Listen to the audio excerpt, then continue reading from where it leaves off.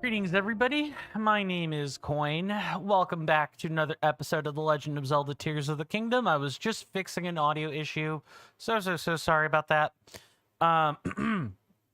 Before we... Oh, hello. Now that appears to have stopped working. Hold on a minute.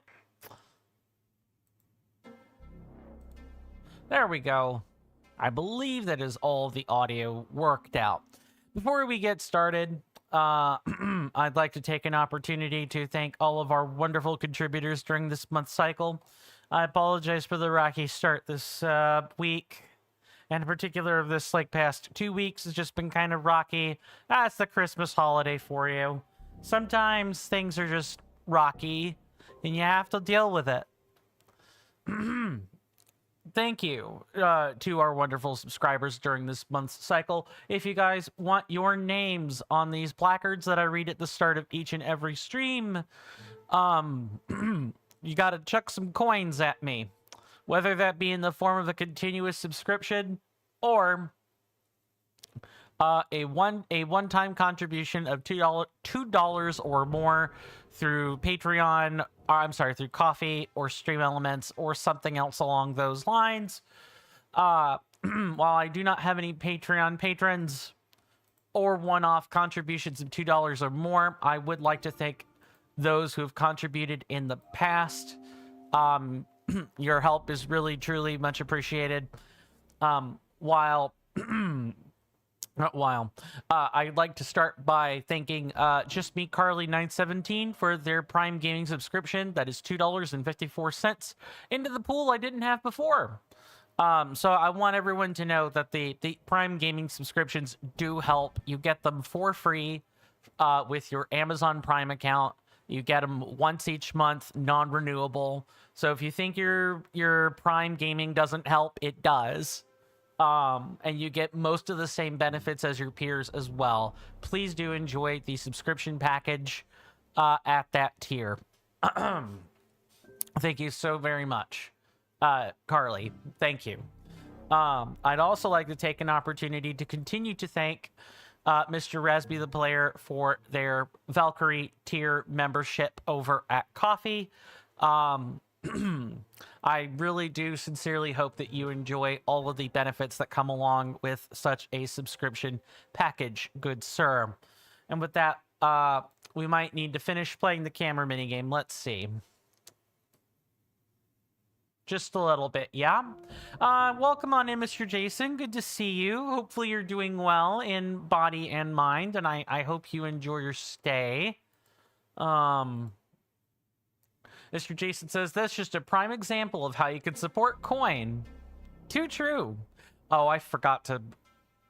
Yeah, I realized that I did a funny. I think we had, what, 70-something? I'll have to make a note of that and go back to the previous VOD. I totally forgot to log that. It is, in fact, a very much prime example, and it's something that I think sometimes has to bear repeating. Because not everyone uses Twitch, and because the Prime Gaming memberships are like non-renewable, they have to be because they're free. Sometimes people can forget to renew them if they wanted to continue to use various subscription benefits, etc., etc. So a lot of streamers will spend time waxing poetic about the Prime subscriptions for a hot minute.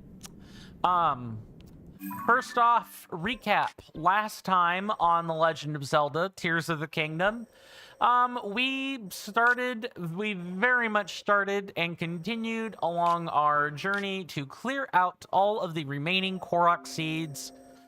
We only have 34 of them left. I'm confident that we will be able to get that done, possibly within the next 2 streams, including this one. So by the time the next stream is finished, we should be done with that. You know, unless something comes up, of course. But outside of that, we've worked on shrines. In the off time, since then, like off camera, I have started mapping out some of the highlands, the Gerudo Highlands, like structures under here. There are a couple of things I would like to go back and do, a couple of chests I like to go and get. But other than that, you know, I probably should just grab this light route while I'm here. But outside of those few things, we'll return very much to the surface and finish doing things in the canyon. We'll also probably stop by, you know, Gerudo Town and just check out some quests. And we still have the unfinished business of getting into the Gerudo Secret Club. There was like a whole puzzle about that in Breath of the Wild. Tears of the Kingdom, it's a bit different, so I'd be more than happy to show that off. But why don't we begin with some chests? Go from there. How was everyone's weekend? My weekend was okay. Like, you know, I would say it's very much kind of net neutral. You know, I went and had fun with friends. I had a Christmas lunch with my sibling and my mom. What else? You know, I played games with friends and acquaintances over at the acquaintance's house. And I had a chance to, like, begin, like, really cementing certain things for the future. I've set up my marker board in my office with all of the projects that I am working on. I've kind of turned my marker board into, like, a few different things over the years, but I think I've settled on it being a long-term project board, because I already don't interface with it much from the start. So it's just better if all it is that I look at it.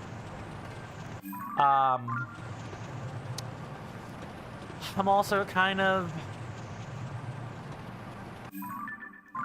I'm in the midst of doing research for both, like, health insurance purposes and for perusing around for gym memberships, that type of thing. I'm doing both of those things. I did some of that this weekend, and I need to continue to do a bit more of that. I want to say our light route is... Well, it is here, so we just need to put a pin.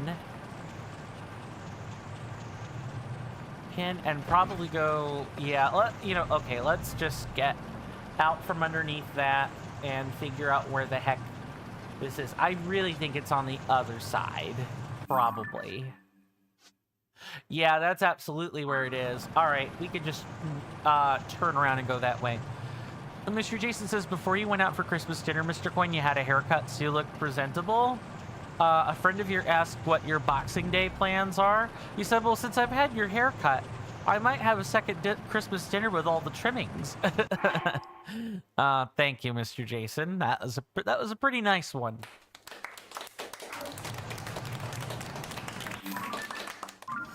I did farm a little bit of ore over the weekend. I did not farm much of anything else. I had a lot on my mind. I had a lot of things to do. My weekend was busy. Also, I'm still trying to get the tabletop stuff together. So these last couple of months have just been, like, absolutely loaded. Full of things to do. And I'm hoping that by the time the end of the year, you know, rolls around, my load will have lightened a little bit. Even if only that. Mr. Jason says, one thing that's not a joke though, Mr. Coin, it's a little bit scary how close we are to the TCC reopening at full. I'm not scared. I could see how it might be scary, but really it's just the you know, we're getting ready for the opening bid, as it were. We're getting ready to work on many possible ideas to continue to better the TCC in earnest. And I guess it is somewhat scary, but I think it's more exciting than scary, personally. I have a lot of things I want to discuss with the board when roles change and everything. Many, many ideas. How many of them stick? Well, that's gonna, be up to partly me, partly you, and partly what the rest of the board thinks, but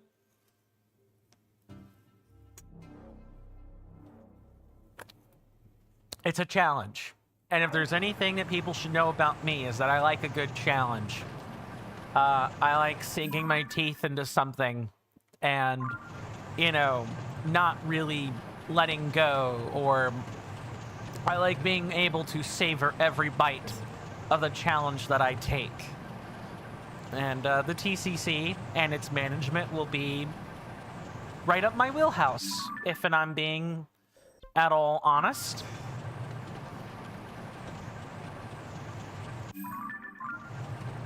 Let me go ahead and just switch this over to 2 pins so I kind of know a bit more of where I'm going. Mr. Jason says, indeed, Mr. Coin, and the other part of the challenge is that the board can push back. Right. Nice bit of healthy competition for everyone. I agree. Competition to mint out the best idea based off of what was proposed. Makes sense. It's competition is the healthy competition is the backbone of a healthy capitalistic system. Truly, along with goodwill developed and fostered for people. Mr. Jason says authority applies 99% of the time, but during board meetings, everyone is equal. Everyone's mostly equal anyway. The titles and stuff are mostly just, this is what this particular board member is sort of in charge of or could be expected to do. I don't really I try not to see people as my lesser or my superior, except where it matters. Like, it's the mindset. Even if it's the truth, it's the mindset of the whole thing. I try to maintain healthy mindsets. Healthy mindsets are good for fostering personal, professional, and spiritual growth. Mr. Jason says you do agree. Good. Glad to have some kinship in that. That's a good way of looking at it. Thank you. Welcome on in, Mr. Rasby. Good to see you. Hopefully you're doing well in body and mind, and I hope you enjoy your stay. You've come in at a good time. We're doing a little tiny bit of depths cleanup. Just grabbing a couple of chests, and then we'll be back into the desert canyon. How was your weekend? I hope it was good. Oh yeah, the area is huge. This area is super huge. The depths is a huge place. You could get lost in it really, really easily. Just go ahead and just kind of like slower descent very carefully. You just you are? Oh, you just are. That's right. I kind of remember the conversation. You're practicing a specific form of Buddhism, if I remember right, that encourages you to kind of just frame yourself as part of the present, I think. Mr. Jason says, since it's not particularly classified information, Mr. Coin, you're also very much looking forward to Mr. Rasby working with us in the new year. I agree. I'm also looking forward to it. Legends say these trousers were once worn by a hero who traveled through time. They were originally made by people who made their home in the forest. Ah, the Ocarina of Time armor. Wonderful. Wonderful, wonderful. Now we can, get back on the road, assuming my bike didn't just, like, immediately wink out of existence, which it did not. Good. I'm gonna be putting a bright bloom seed on that sucker in just a second. Something I need to get off my chest. Please consider this a bit of bookkeeping, and it is not addressed at anyone in particular.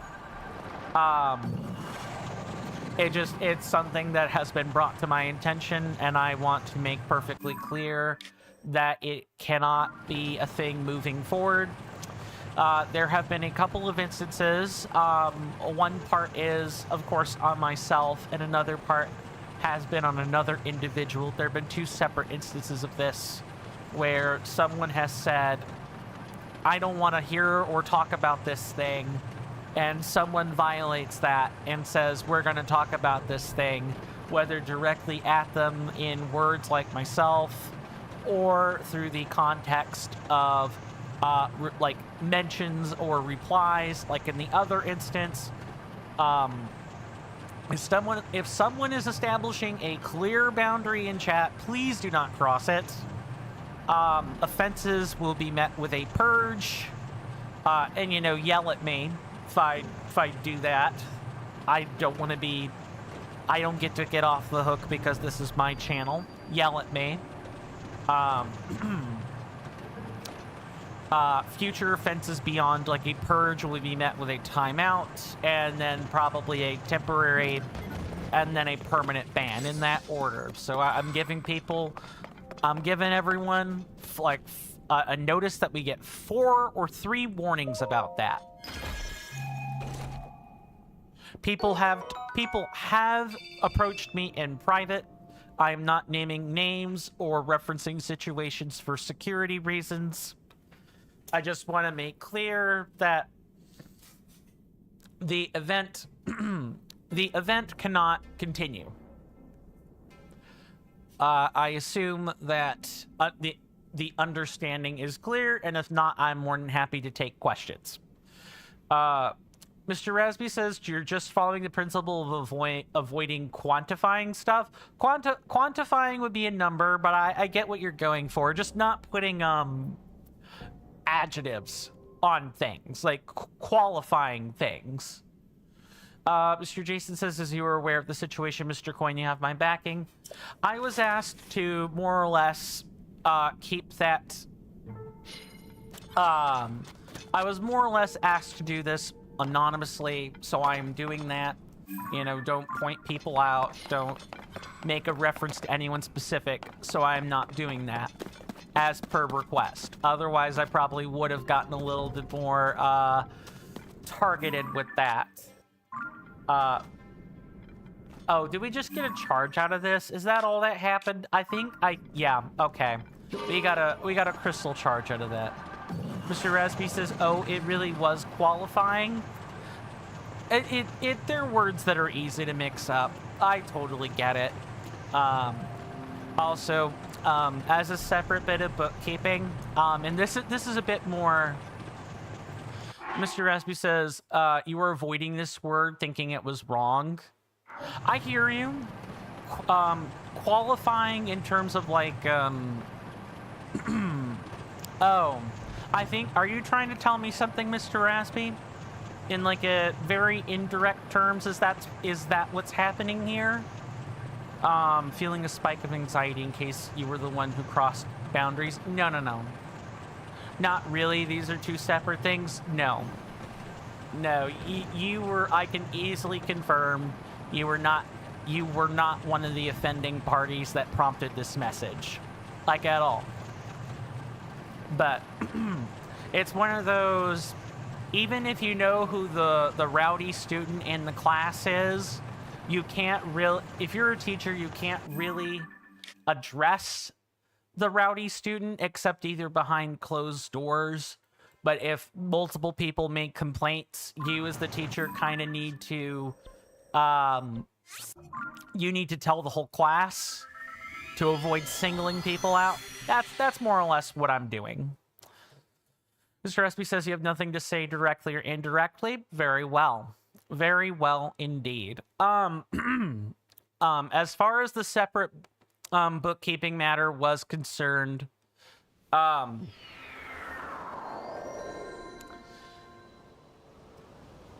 I'm going to say this, and I hope I don't come across as being coarse or brash or rude, but I have had a kind of rough day today, and my tolerance for people getting pushy or people getting testy is kind of low today.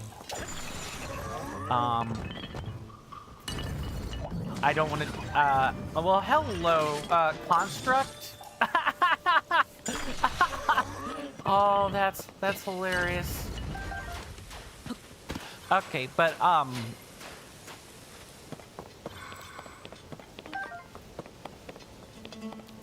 gonna ask that people are polite today. More than usual. Joking is fine, but if I ask people to like behave, that's the thing. That's like the thing I want acknowledged, or people to not fight me on today. I guess I can come out and talk about it. It's fine.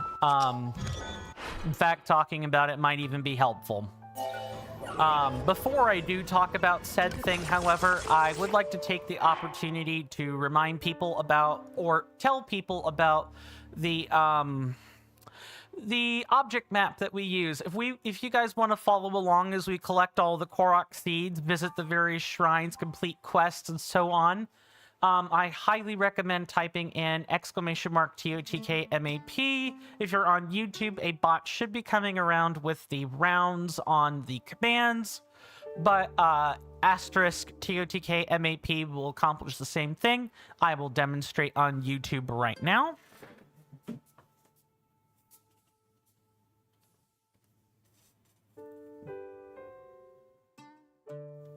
It's so nice to be able to test my commands again.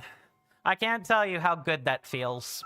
I was really exasperated about this thing happening on YouTube.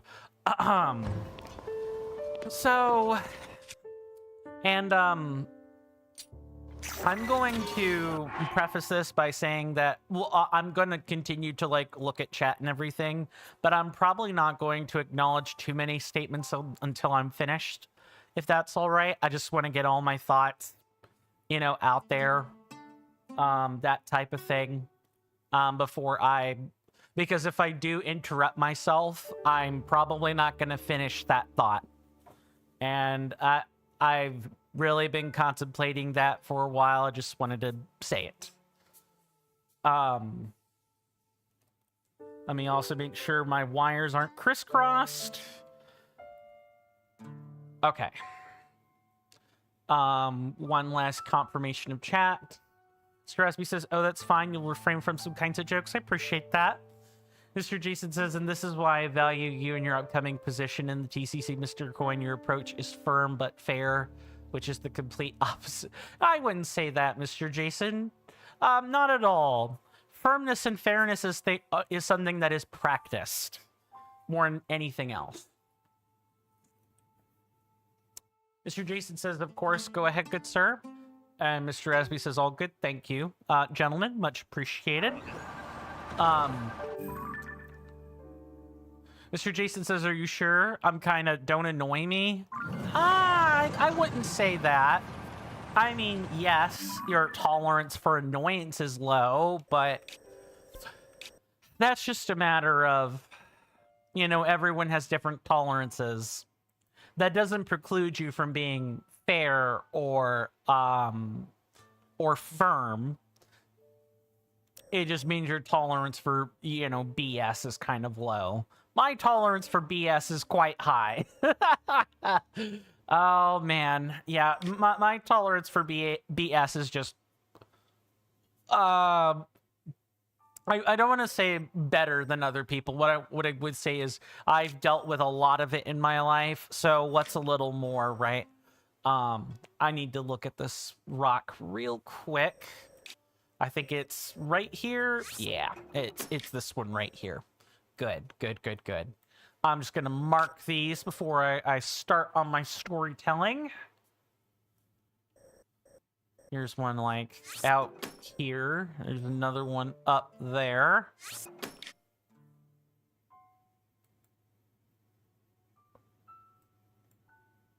Okay, that's the 3 that are out that way. Do I want to sweep across? Yeah, you know what? There actually isn't a tremendous amount left once I do that. So, yeah. Okay, I found the path I need to take. And that's going to be up here. This one, maybe. Oh, that is a friend tent. So where's the actual real friend? What's that?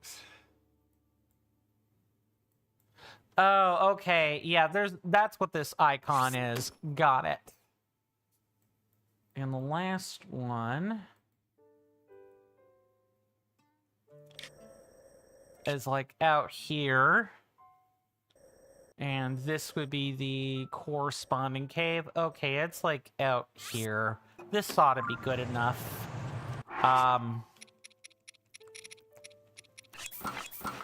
Okay. So I pet sit and house sit. I think I've mentioned this before, but I pet sit and house sit for a living.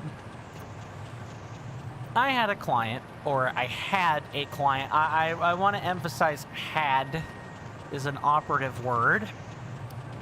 Message me, and, you know, ask, you know, hey, do you still do the pet sitting, house sitting thing? Because it had been like 6 to 8 months since the last contract job I had gotten through them. I was like, yeah. You know, I do pet sitting and house sitting. What do you need someone to do that for you? I was like, yeah, I need the drop-ins with my usual dogs. You know, I won't name any names for the security of the clients or anything like that. I just want to talk about the general events that took place. So I like sign up. I tell them I can take the job. And this, you know, my drop-ins are 16 an hour for, you know, up to a limit of 3 hours per day. And this was an 8-day job. So that would have been like, I don't know, 48 times 8. Let me do the math real quick. Sorry, I'm not in the mood to do head math today. I know I don't sound like I'm in a bad mood or anything. I've had a good amount of time to like get over it, so it's more of a you guys are getting to experience the aftermath of that rather than anything else.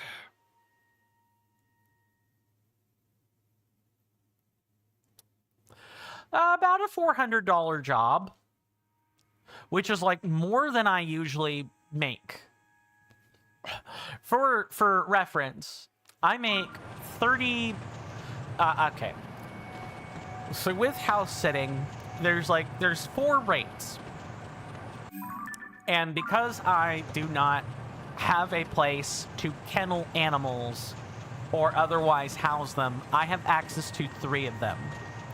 3 things that a house sitter or pet sitter can do. Watch someone's house, drop in on someone's house. Drop in means to do certain things and then close back up when you're finished, and you're given a timetable to do it.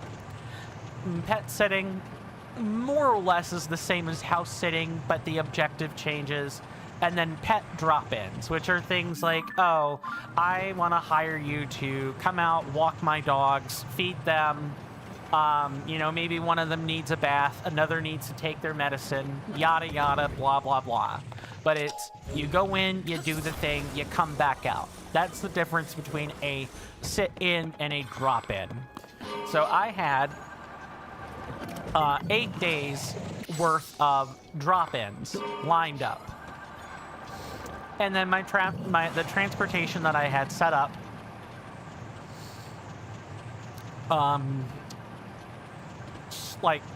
stops functioning. The people that I had arranged to maybe help me with this all had their own things to do. no blame or anything, just, you know, that's life, right?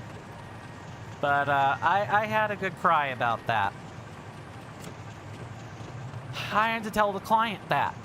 Not exactly that, but, you know, I said something along the lines of, hey, you know, all of the transportation, you know, that I had worked toward procuring for your job did not work out.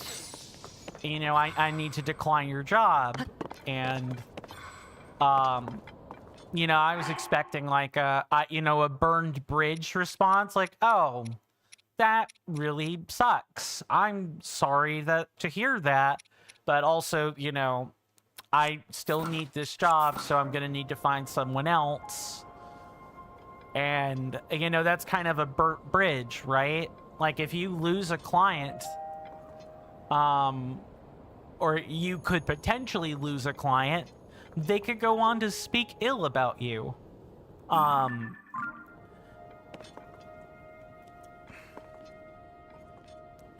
Now, I'm not casting aspersions on the client that I had because he didn't do anything.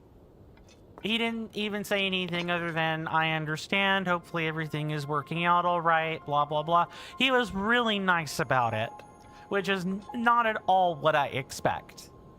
I usually expect people to give me the short end of the stick. It's what I've known my whole life, in one capacity or another. Me, the Spectral, accepts and expects the short stick from people often. So I am used to steeling myself against, I'm not even sure if I need to climb yet. I guess we are climbing. Come on, Linky, get up there.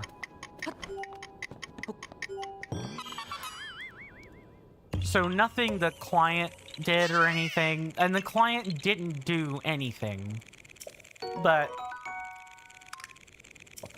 having to, I felt really bad taking a job, not accounting for my transportation correctly, you know, and possibly in the midst of those calculations, I did not think about the people providing the transportation. Like, I don't want to suddenly just deny that there was a human element to this, but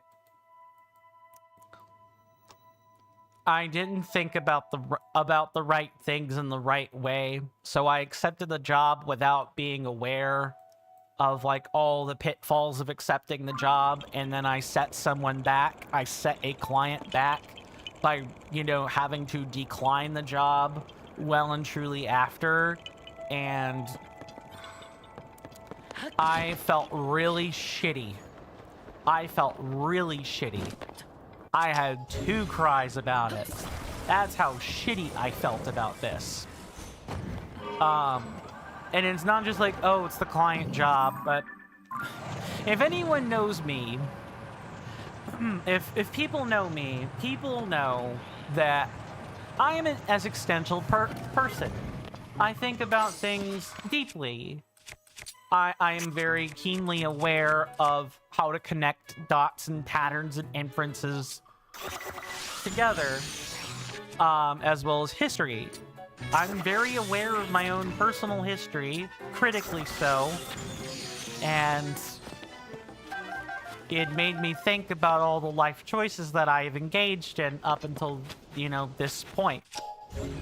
College, you know, streaming. I enjoy what I do, but that doesn't mean I don't think about it.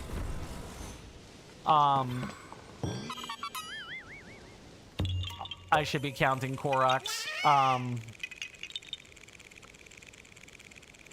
So I had to take 2 hours to iron all this out, you know, figure out why my transportation, you know, making the necessary calls, talking to people, having difficult discussions.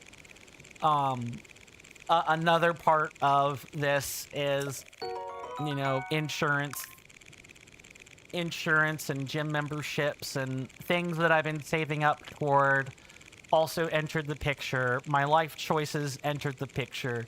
It became a very deep thing for me today. That's about as much as I could say about it without getting, like, uber specific. Or naming people that I shouldn't name. Not because they did anything wrong, but just, like, basic doxing. I don't want to dox people.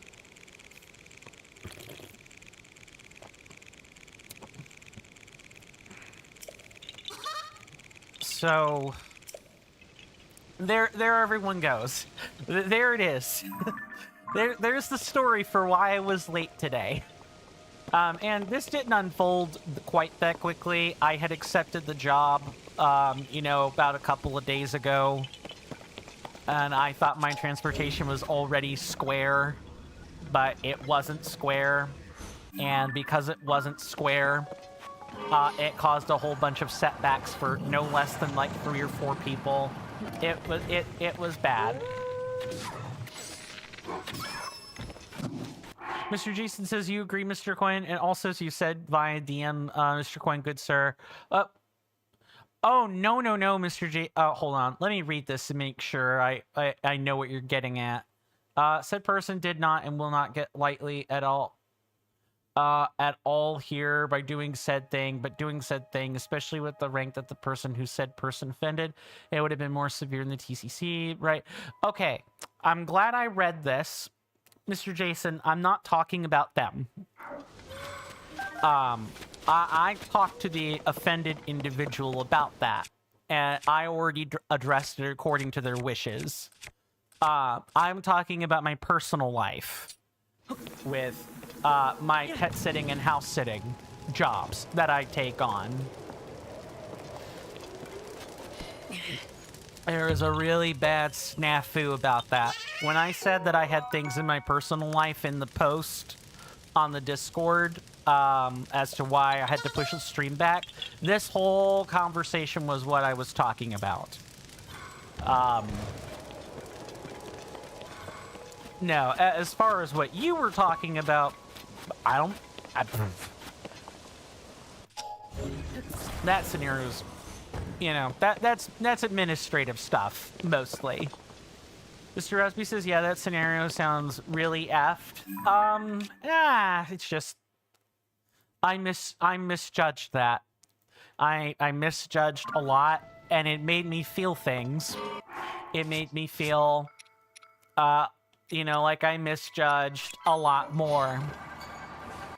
Mr. Rusby says, especially calling people and them not being able to give you like a ride.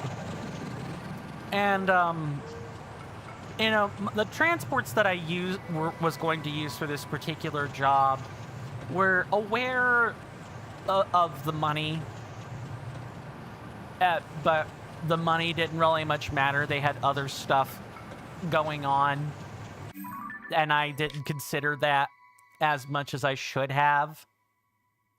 So a large part of that fell through, and I'm lucky that didn't even sour anything with the client who I would be pet sitting for. And this is just a kind of like I apologize if I don't address comments again for a second. This is just a thought I need to get out into my head. See, I have a permit. I have a U.S. driving permit. What does that mean for those that are not in the U.S. and don't know this story already? I apologize for repeating this story, but a permit basically means I cannot drive without some other licensed individual in the car, and they have to be related to me in some way. So whenever I do these drop-ins like this, I'm not only spending my own time, I'm spending someone else's time to make that work. And now imagine someone spending, let's say, 2 to 3 hours of their time, you know, doing these drop-ins along with me. Essentially, that's what they'd be doing, is they're doing drop-ins along with me. I definitely get the situation of, I can't do this. I have too many things I want to do in my own day. it's not my fault or my problem that you don't have the ability to transport yourself anywhere. Or, you know, we have medical appointments or this or that. It just sucks. It's mostly logistical stuff, what I'm describing. Not being able to drive myself for these jobs really holds me back a lot. And it's kind of the thing that I am continually trying to rectify. I need to test to get my license. And testing for parallel parking is like a really, really difficult thing for just to me. Maybe other people have an easier time with parallel parking. I'm not here to say parallel parking is easy or it's difficult or whatever. Just I struggle with it. And I struggle with it a lot.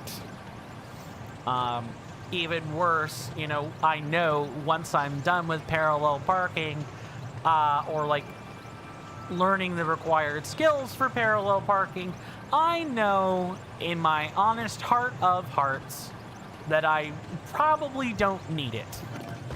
It's unnecessary. Most cities elsewhere that aren't in the United States don't have parallel parking that they have to worry about. And the ones that are in the United States, you know, if I were traveling on my own, I would have no need to I would just walk. I would walk that extra distance. Okay, which one did I mark off? Oh, it's the one right above the bazaar, right? Yeah, it's this one. Okay, I just wanted to make sure I got that correct. Mr. Aspie says, yeah, as much as it's a right that those people have to refuse, it does sound pretty bad to have been declined, especially knowing that you're pretty considerate of others within your capacity, and you're also in a bit of a pit, too. Yeah. I'm in a huge pit with no real way to climb out. It's looking more and more like streaming is like my way out of this pit. It really is. And I hate the implications that comes with. I really, really do. These are implications that I've been trying to avoid for a long, long time. But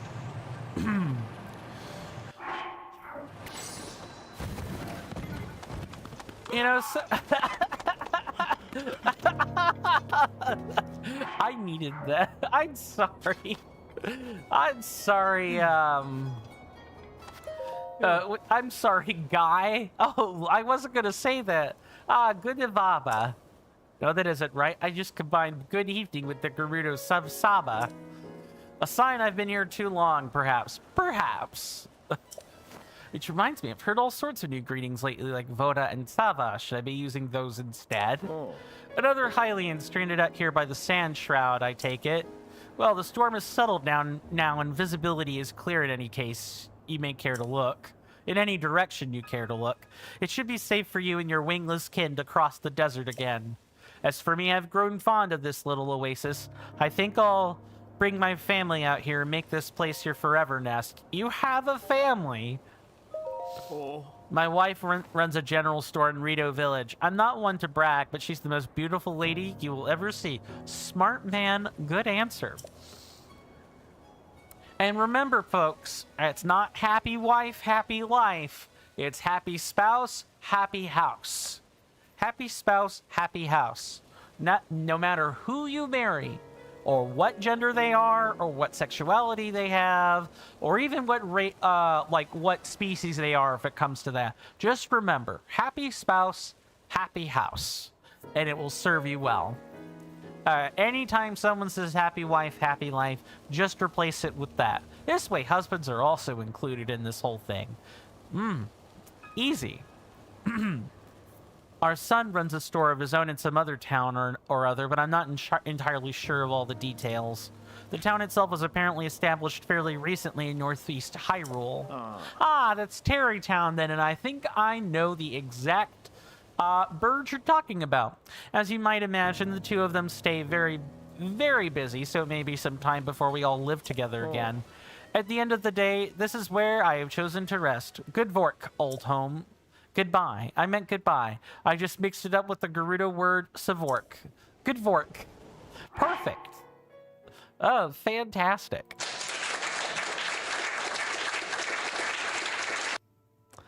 Mr. Jason says, by the way, Mr. Coin, on a positive note, you were in Carly's stream earlier today. Ooh. And you saw your newest client join their stream, and you said you apologized that you were not welcome in the TCC. We are currently closed for winter break, and so you welcomed them there. Nice. Nice.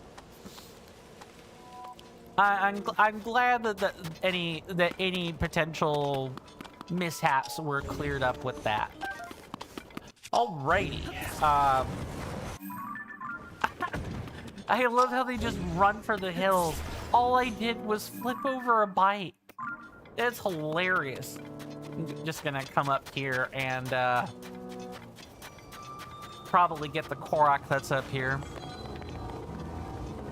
Mr. Jason says, in fact, it was Carly that recommended this client. I can't talk today. Moon shines upon the land.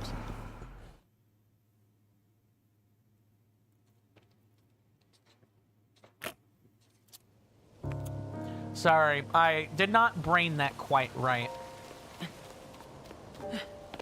A bloodstained moon across the land. Indeed. Yeah. It was Carly that recommended this client. I think I saw the posting about it. You know, I hope they enjoy the TCC and everything that it has to offer. I truly do.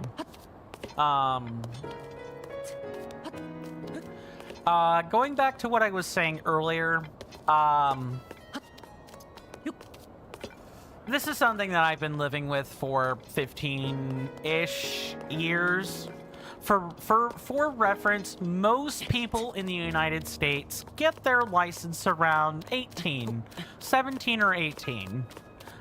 Maybe plus or minus 2 years.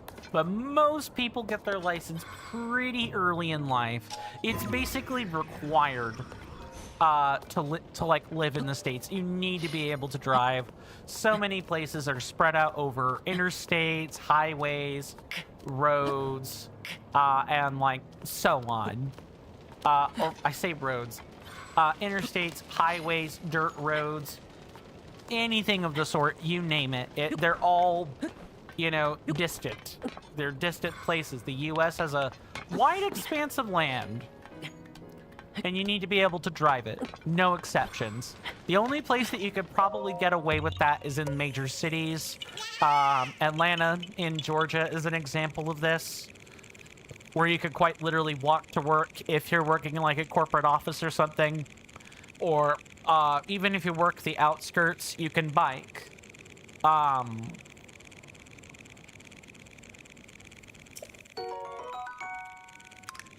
But yeah, you can bike to work. There's like a designated biking lane and everything.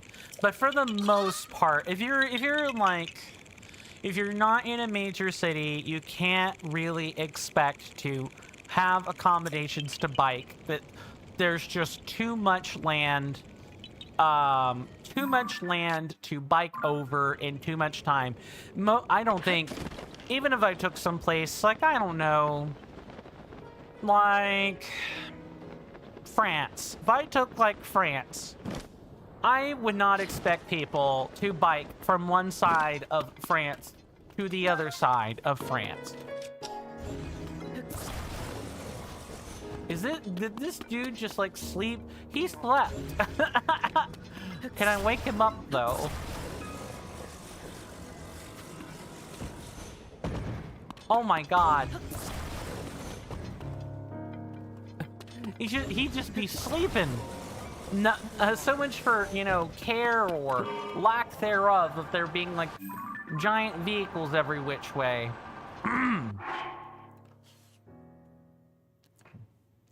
Mr. Rasby says a close friend of yours is struggling with a job and such. One of his issues has been a lack of networking or publicity in some way. Yeah, if you're in a front-facing job with like clients instead of customers, visibility is like a huge deal. And if dead internet theory is real, then even if you're on the internet, you're really not visible to the correct people. You're really not visible to the correct people. I have a friend who runs like a local like trailer business in like my 2-state area, and he spends a lot of time marketing on social media. A lot of time marketing on social media, and the reach is like very, very small. Mr. Resby says you might refer to that person to the TCC. You forgot to mention that he's a streamer, a small Twitch or YouTube streamer. That's awesome. Yeah, do bring him by the TCC. We can get him set up and everything. When we're open, that is. Mr. Jason says you can't say specifics in a public chat, but we do have a big issue to resolve in the board in the new year, Mr. Coin. Your client representative manager no longer welcomes new clients, and that is the most important role. You tried to get in touch and not getting response. You're not going to press further. Sounds like we need someone new to fill that position, or we need to figure out how to automate it. One of those two things has to happen, but that can be resolved with a board level discussion later. You hear that off in the distance, my senators and inductees? That is an ad storm.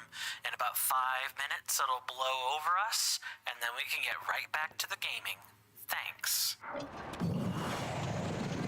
I really appreciate everyone's time that they've spent here. It means the world to me. It would also mean the world if you could electrify my algorithm by following my Twitch channel, subscribing to my YouTube channel, liking the video and or streams on YouTube, and even leaving a comment. Doing all of those things ensures that when I zap your feeds with a live or a long-form content notification, you don't have to worry about missing any quality content.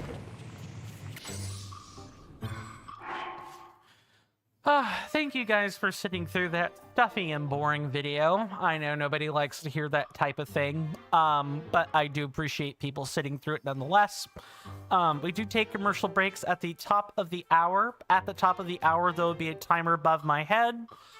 It'll read for 3 minutes. That's how long the breaks last. I highly recommend everyone stretch, grab a snack, get a drink, or whatever have you. And when the timer reaches 0, you know, I'll be back at my desk and we can pick right back up where we left off. I will have to run advertisements somewhat manually today. The consequence of streaming late, I know.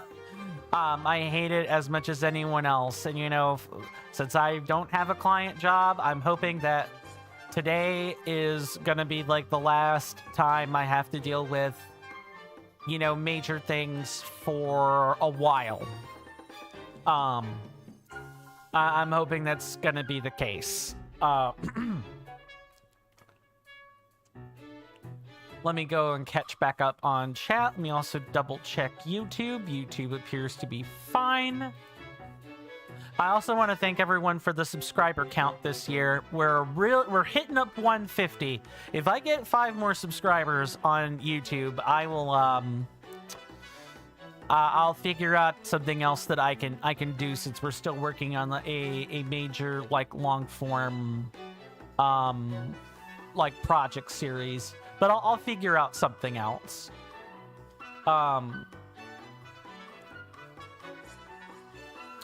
Raspy says Romania ain't that bad as what I'm hearing. No, not at all. Romania is going to get better as time comes to pass, and as China continues to show the US what kinds of policies it should be having right now.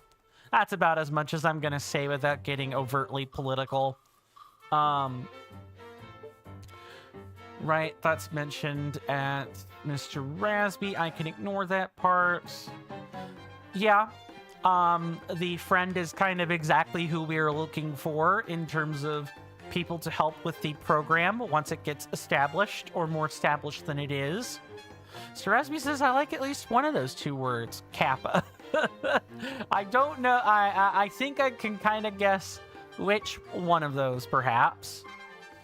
Mr. Jason, oh, Mr. Coin, including you, you now have at least 7 hammers. Nice. You're working through your list of streamers.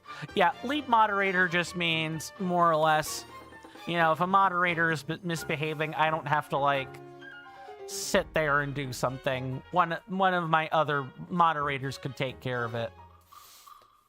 Sir Esby says, and to ensure all of them are hammers for war hammers. Mr. Esby says, new person and automation. Yeah, like, if we can get things automated to not rely on... And I guess since that was probably in context of the TCC, if we can get some additional processes automated, we can probably free up, you know, a number of...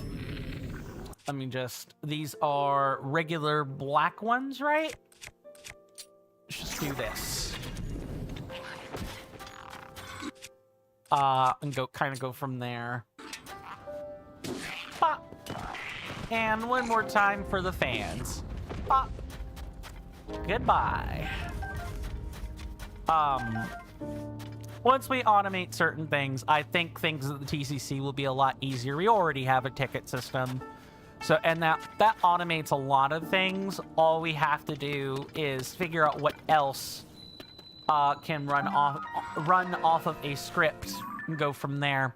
But we can chat more about this after the commercial break. See you then.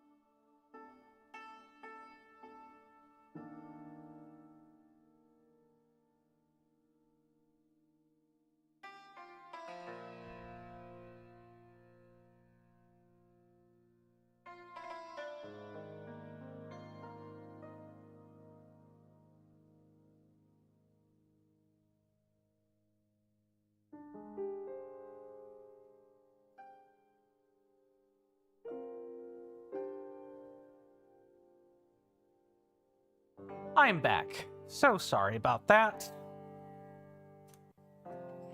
Thank you, thank you. Thank you, Mr. Jason. Let's catch up on chat. Nothing on YouTube.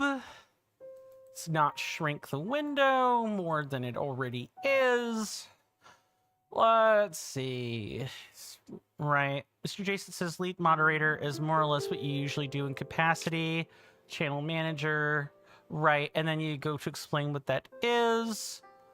The moderator, right, should never have to use any of those abilities except for the obvious scam bot, because that means the chat is good. Well, right, but yeah, the idea is that no moderator should ever have to pick up their sword or their warhammer, but in lots of cases you have to, usually under streamer direction. But you're right. You're absolutely correct. We certainly all hope that nobody has to pick up their sword. No one wants that. That's when people have to get testy. Hold on. I'm having to, like, mark my map here. Oh, come on. Sorry, one of the Korok seeds, we got it earlier. It was, like, over here, back at the Car Bazaar. Yeah, it's literally on top of the inn, and the icon, for the Korok seed on the object map is literally on top of and underneath the inn icon at the same time. So, tracking it using the object map is, like, very, it is just very obnoxious when it doesn't have to be. Mr. Jason says, you honestly love the new hammer, Mr. Coin? It was a little harsh bonking people with a sword. I didn't want to cut them.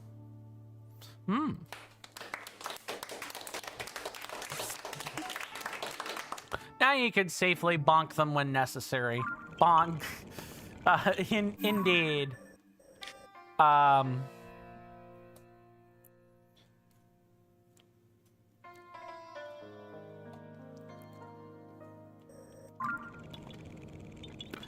Here's hoping you don't have to bonk anyone, huh? Dude, that's a nice emote. Bop. That is a... Oh, that's just a global emote. Like, anyone on Twitch can just have that. Do I have a... I might have a gavel running around, like, around here somewhere. No, I actually don't. At least not through Twitch directly on the panel. Okay, not here. Maybe, like, maybe I should put that, like, gavel emote on, like, 7TV for people to use. Mr. Jason says you're more than happy to bonk the Koroks. They need it, those little rapscallions. Absolutely need it. Trust me, my words will be giving them a really good bludgeon, in the video essay.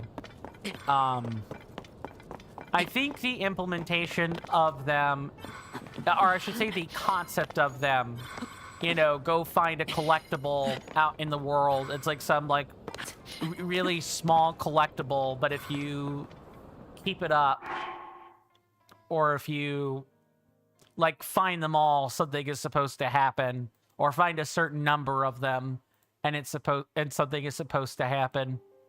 The fact that you stop halfway and then you're doing the rest out of the goodness of your heart is just like kind of a big... It's really... You spit on players with something like that. Mr. Jason says, oh, I have an idea. Mr. Coin, you should go back to Breath of the Wild, find a few of those hammers, and go around and find and bonk all 900 Koroks. That's ruining a perfectly good sledgehammer.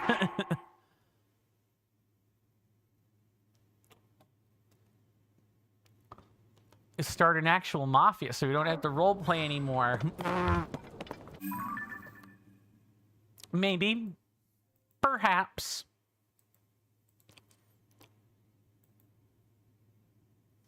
But I ultimately think we won't need to do that. I ultimately don't think we will need to do that. The world is going to break up into mafias all on its own. With the way that things are going, with, you know, AI and,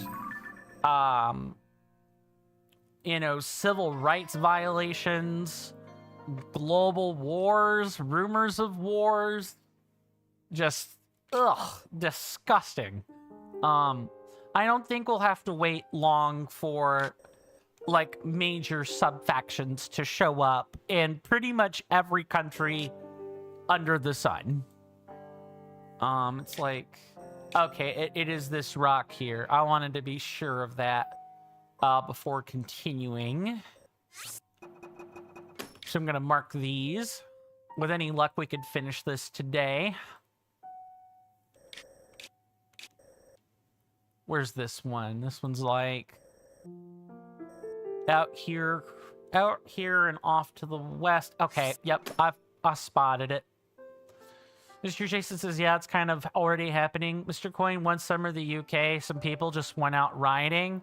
They didn't riot for no reason. And of course, I'm not going to ask you to expound on that any further. Mr. Jason, you have UK laws that you need to follow. So please do that. But I can talk about them, at least a little bit. And I'm just gonna do a swap I'm gonna swap these pins, then we're good to go there. Then there's one over here. Dresby says, good time to read some Machiavelli. You mean the dark triad personality traits? Yeah, perfect time to read that. Mr. Jason says, can't even remember what they were writing about anyway. Probably for the best. Oh, you mean the literal philosopher, Mr. Raspy? Fair. So you mean, like, read about his history, not his works. Would I be correct about that, Mr. Raspy? He talks about the power mechanics and power of institutions. Yep, so, okay, you mean his works and his history. You mean both. Okay, makes sense. Yeah, Machiavelli's kind of an interesting individual.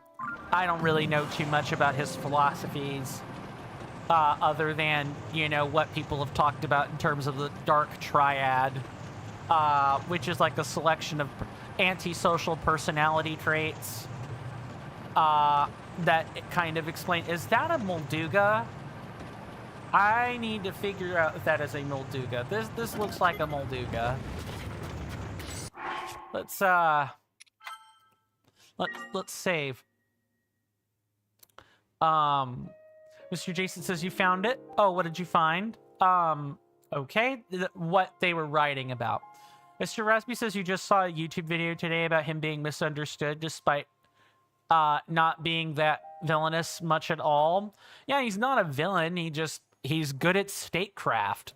Machiavelli is really good at statecraft.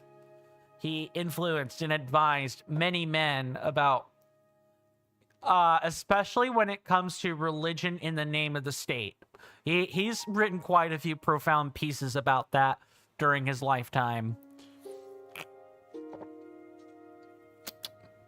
Mr. Jason says, from the 30th of July to the 5th of August 2024, far-right anti-immigration protests and riots occurred in England and North Ireland within the United Kingdom. This followed a mass stabbing of girls at a dance class in Southport on the 29th of July, in which 3 children were killed.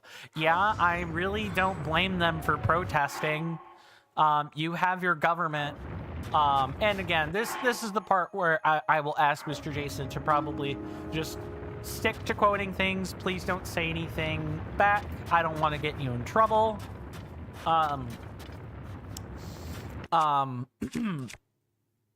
But since I'm here in the States, I can talk about it. I think it is really sad, and I'm also going to put a pin here.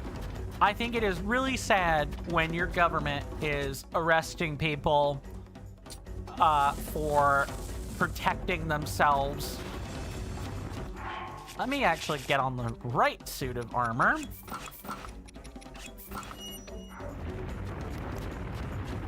For quote-unquote defending themselves. I've heard the news story. There were 14-year-old girls defending themselves from getting hard-R'd, and the person doing the R-ing got off really light, and the girl... What the heck? Oh, there we go. I was like, what the heck?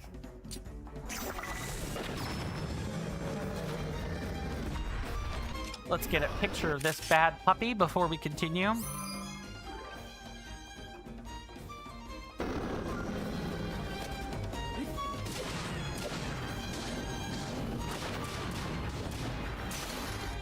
Close, so close. Can we get there quickly?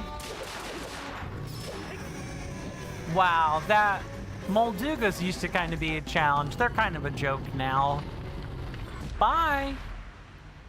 We get, treasures and Molduga jaws, which are new, apparently. Anything else? Anything else? Molduga fins. A sturdy wing-like dorsal fin with a thick membrane that regulates wind resistance. Arrows and thrown weapons fly farther with this item attached. A giant organ obtained from a Molduga. This invaluable ingredient is hard to come by, and its use is shrouded in mystery. A hard jawbone. Its shape allows a Molduga some maneuverability in the sand. Attach it to a weapon to greatly increase its attack power. Cook it with critters in an elixir. Now, what weapons do we get in here? Nice. Gerudo Claymore. And a royal bow, which I don't really need, but I will get rid of one of these 24 shot, like, damage bows. Sure. I think that's probably reasonable. Mr. Jason says, you know what you mean. Some people have been arrested here for saying hurty words on the internet. Yeah, you know, critical of the, critical of the government, speaking truth to power, that kind of thing. The UK has been doing a lot of that lately. I mean, we're doing it too. Things in the US aren't any better. We're just doing it in a different way. Like, I really hate this timeline we're in, and I really wish I was living in a different timeline right now. Mr. Rasby says, yeah, freedom of speech and stuff, but the language was violence. I mean, regardless of what you feel about immigration, the immigration is like, how do I word this? The immigration is not really at the heart of the matter. The issue is that the government over in the UK is jailing people who are defending themselves from rapists. I'll just drop that hard R right there. Or people that wish them harm and want them dead. People, never mind the tweets. The tweets are just the icing on top. Speaking truth to the government or saying hurty words on the internet. The real, like, head scratcher is why these people are getting arrested for defending themselves, and the attackers are getting off with a lighter punishment because of troubled pasts or perceptions of how would the UK have put it? These people who have troubled pasts, and if we put them in a system, then we increase the racial metrics of the prisons and yada yada. Like, some part of it is the government putting a racial spin on the whole thing for no reason, which is, like, really, really gross. You can have reasonable, level-headed discussions about immigration, but charging your own citizens for defending themselves from being, hard-R'd is, that's a level of savagery I could only dream of in the wildest of nightmares. Mr. Jason says, you would never say hurty words for one, it's childish, and for two, it's not worth it, and for three, you have your reputation in the TCC to uphold. Well, I mean, you're welcome to take as little or as much risk as you like in this world. Mr. Jason, I will not fault you for that. If you have too many things that rely on your existence, then your life is not yours to give, etc., etc.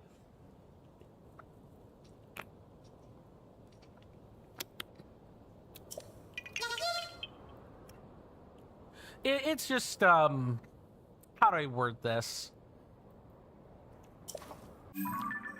We're caught in one big web. We're caught in one big web, and that big web is multiple decades-long plots unfolding across countries all at once. The UK is no different. The US is no different. You know, Japan is no different. That, you know, Japan recently, you know, changed or had an election, and they changed prime ministers, and some of the things that they are doing, they are what a normal, rational response to social crises in their country look like, for the most part. That is as much as I will say without doing any reading. I will need to read to determine what how I will be factoring Japan's relatively new prime minister, you know, into my worldview.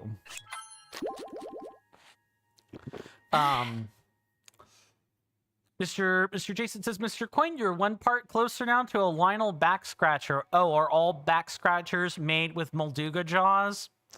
Is that what we're getting at here?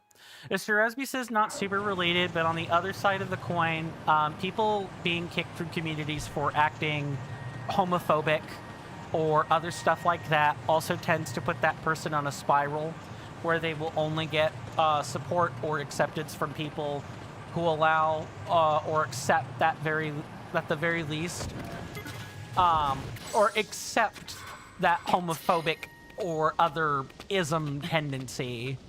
Yeah, extremism is tends to be more common. Yeah, and it stinks. It super stinks. And I would say that the remedy for that is, you know, informing people, you know, exposing them to different cultures in a relatively safe way. But when you get to be an adult, it's really hard to do that because of certain in-locked prejudices. You really, I don't want to, how do I word this? Mr. Raspy says, you think informing would just kind of make it worse? Well, if you want to demonstrate that, you know, these people that they're harboring hatred for, you know, have normal, functioning, healthy lives, and they aren't what the propaganda they've been swallowing makes them out, that this person, this homophobic person tending towards extremism, it's not the people are not defined by the propaganda that they've been swallowing from these hateful groups, blah blah blah. Some other part of that probably also has to be they need to face real, honest consequences for the homophobia and racism that they have introduced, etc., etc. Some other part of it has to be management, which requires therapy, which people cannot be compelled to do. There's got to be like a... I think I see it. There's a platform right there. Mr. Resby says the problem is not lack of information, and hasn't been in the past 10 years. It's being excluded, not being taught how to manage emotions. I would say that's probably a good 70% of it. I would agree with you up to that point. I think some of it is just propaganda. Like, some of these people, I've watched them in history. I've watched them right in front of me, you know, swallow propaganda hook, line, and sinker, and they weren't excluded from anything. You know, they were just gullible, or they harbored a personal grudge that made the propaganda easier to swallow. These people were not excluded. They just chose to swallow the propaganda anyway. Which I guess might go back to the not manage emotion. Really? My foot was right on the edge and it didn't count. Yuck. Mr. Resby says, what makes someone prone to homophobia or other things primarily depends on who validated them. That I would agree with. You know, a lot of people that are validating homophobia now were, you know, they were left-leaning, you know, Democrats at one point. I know a lot of people like that here in the States. Joe Rogan is a classic example of this. Jordan Peterson, who's Canadian, is like another prime example of this. They became ostracized, as you said, and then they fell prone to the propaganda that they had perhaps been warning about from the beginning. And then when they became subsumed by that new side of propaganda, they either enjoyed what they became, or in Jordan Peterson's case, he was chewed up and spat out like a piece of frayed rope, never to be heard from again. I have not heard anything about Jordan Peterson in like the last 2 to 3 years. He pretty much like had his time at the height of COVID and then just disappeared into the four winds. No, Korok, I don't need you to do that. It's fine. Mr. Resby says, people with meaning in their lives are not prone to addictions or propaganda. I think that's true, too. For a good chunk of it, I think that could be true. Mr. Jason says, that's one thing with you, Mr. Coin. You don't care to seek validation. You've always said in the past, at the end of the day, the only person's opinion about yourself that counts is your own. That's true when you're healthy. When you're not healthy, or you know, you are committing injustice, then yeah, other people's opinions do matter. There's got to be like a good balance. I think that is a fine opinion to have. Personally, Mr. Jason, I will not besmirch that. The only thing I would say is, as in all things, we have to find our balance, or we will end up, you know, just extolling some other personality flaw or something else instead. Being too cocksure of oneself makes one arrogant, and not really open to discourse, especially when it matters. Mr. Rasby says, if people were too stuck together, irrespective of their beliefs, there's no need to fight back. Oh, to stick together irrespective of their beliefs, there's no need to fight back. However, what is true is that you don't need a lot of propaganda to make this work. It just requires enough cultural pressure for the acts. Right. You think connection and community is a core need as a human? I do too. And I think that a lot of people that are unfolding these like decades-long plans that I've talked about are very good at dismantling. They're very good at saying, we're all you need. You don't need anything else. Those people are selling snake oil to you. They're lying.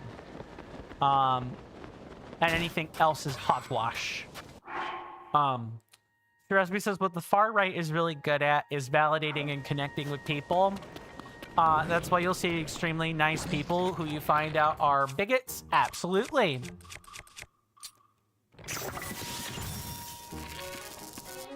Let me just blast them with a bomb.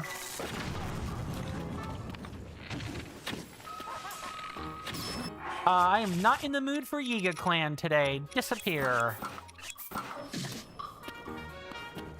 Oh, well, okay, that was entirely too late.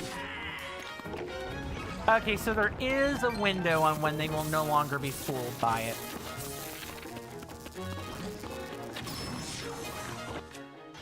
Okay, let me not bungle this up further than I already do. Come on. Dang it.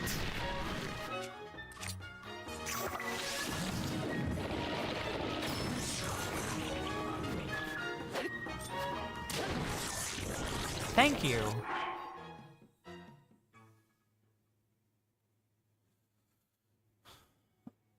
Mr. SB says we're looking at cases with deception. Right. But you believe you don't need deception and people stuck in the cycle aren't bad.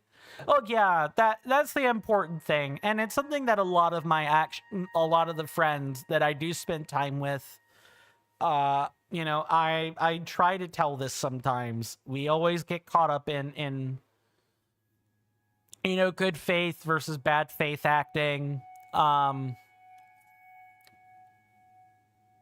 And I think Yoko Taro is his name, developer for the Nier series games. I like what he has to say a lot when it comes to histories, and that is there is no good or bad side. There are only sides. There are only people. The decisions can be good or bad, but for the most part, the decisions kind of just are. And attempting to class them as good or bad is not useful. It is not a useful discussion to have. It's how you end up with a lot of the propaganda and fear-mongering that you do today for exactly this reason, among others. Mr. Resby says a really close friend of yours is on that path, and you got burnt many times at trying to discuss it with him, but he also got burnt by you the same way. I could see that.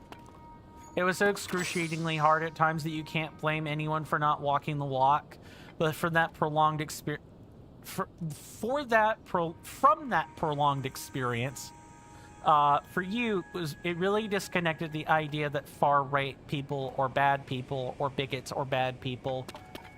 You think that's not true? No, but I do think I think we have to be careful in using that to say, and you're not saying this, Mr. Raspy, but I have heard this uttered on internet forums quite a bit. So, people will use that line to say, oh, well, you know, they're not bad people.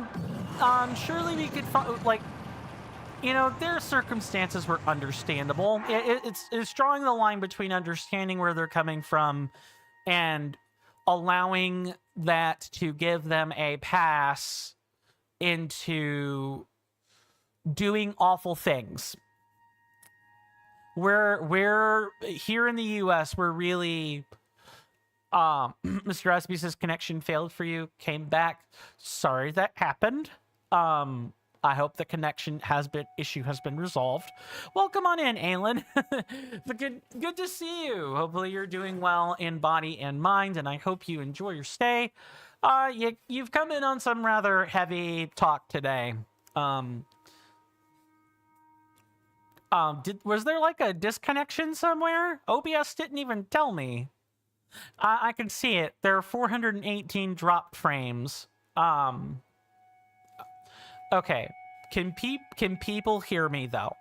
I should probably ask and just make sure that people can hear me appropriately before I continue. Mr. Jason says yes. Okay, as long as I have confirmation of that, we're good to go.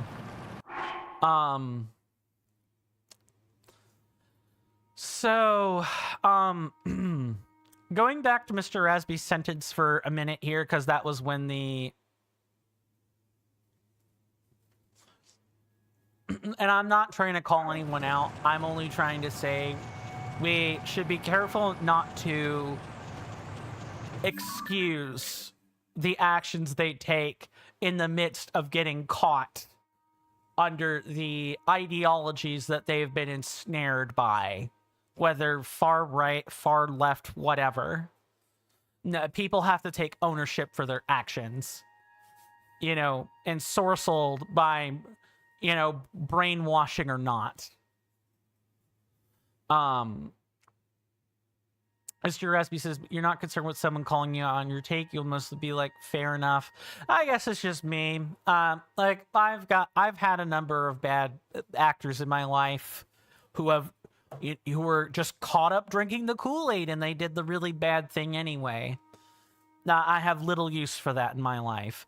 Alan says you got a PC for Christmas? Nice. What kind of specs? Does it run what kind of graphics card? Does it run like the high quality stuff, or is it like, meh, it's okay? I'm just curious. That's awesome that you got a PC for Christmas. I can't imagine that was cheap. PCs usually aren't. Alan says, let me check. No problem. Take your time, because I know specs can be daunting to try to look up.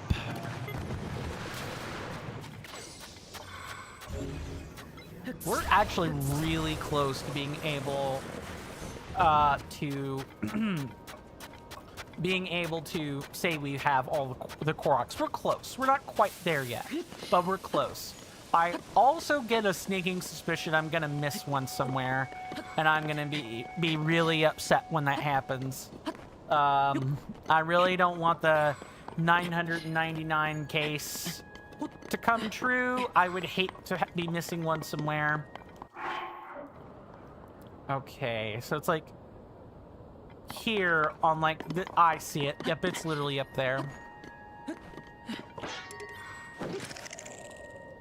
All right. Got him. This one's catch the seed. Yep, I'm tracking now. PC specs are awesome. I like. I'm a huge PC gamer. I've got as people have known on my channel, we've played Liza P and Steel Rising, and those are like fairly gorgeous games to look at. Steel Rising, even given, you know,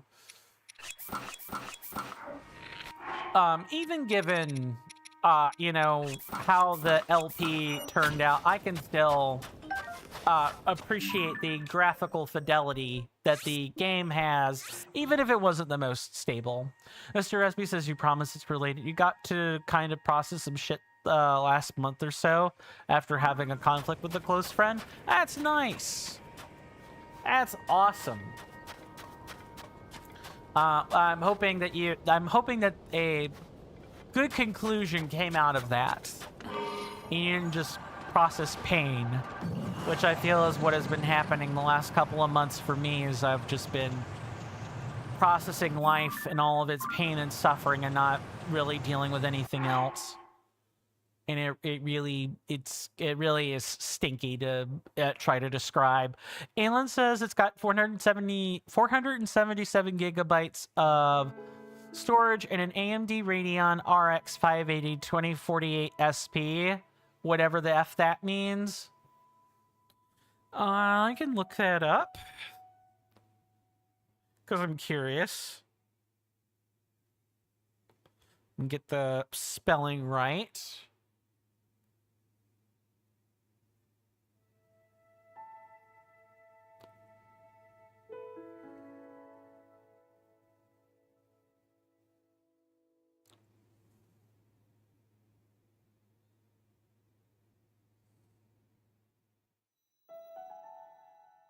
It's 2048.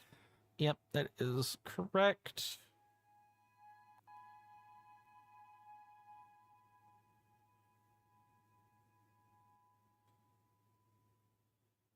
Huh.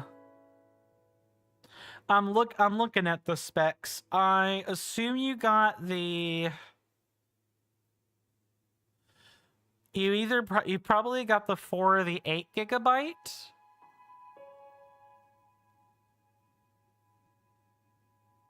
I can't quite tell. I think it's going to give me some listings. Oh, but it's a budget AMD card. That's nice. That probably means that whoever gave you that saved a pretty nice penny on it. And the important thing is that it works. Welcome on in, Char Dreamer 2015. Good to see you. It's been a while. Hopefully you're doing well in body and mind, and I hope you enjoy your stay. Long time no see indeed. What's the hammer that Mr. Jason has? You've not seen it before? That is a new badge for the lead moderator role. All lead moderator means, Char Dreamer, is that, if I have another moderator in here who is acting up, I don't have... Normally, if you don't have a lead moderator, the streamer kind of has to, like, moderate things. They got to take a lot of time out of their schedule. A lead moderator is kind of like that step between the streamer and, like, a normal moderator. They have a little bit more authority. They can clear out other moderators if they're misbehaving, blah, blah, blah. They're people that you trust really, really, really, really much. Char Dreamer says, you've been super busy this year. How are you? Relatively busy myself, I suppose. Client jobs, streaming, recording projects, trying to save up for gym membership. Preparing for a new tabletop campaign next year. Stuff like that. Really, really busy. Got a lot of stuff. Alan says in the processor is an AMD Ryzen 5 2600 6 processor core. That one I did not look up, but that sounds like a pretty nice processor. I guess that means that the processor is like on spec or better than what the PC would have normally, which is good. Char Dreamer says, what can lead mod do? Basically just moderate other mods. Like, to put it simply, that's what they do. They moderate lead mods. They're kind of like the person that you can find, and they will be on hand to do anything. Whereas a moderator, maybe perhaps a little bit less so. Mr. Recipe says, you didn't want to write more and not distract from what you wrote, but you'll reply to the PC stuff. No problem. Also, I can't believe I missed a message, which, oopsie, that's my bad.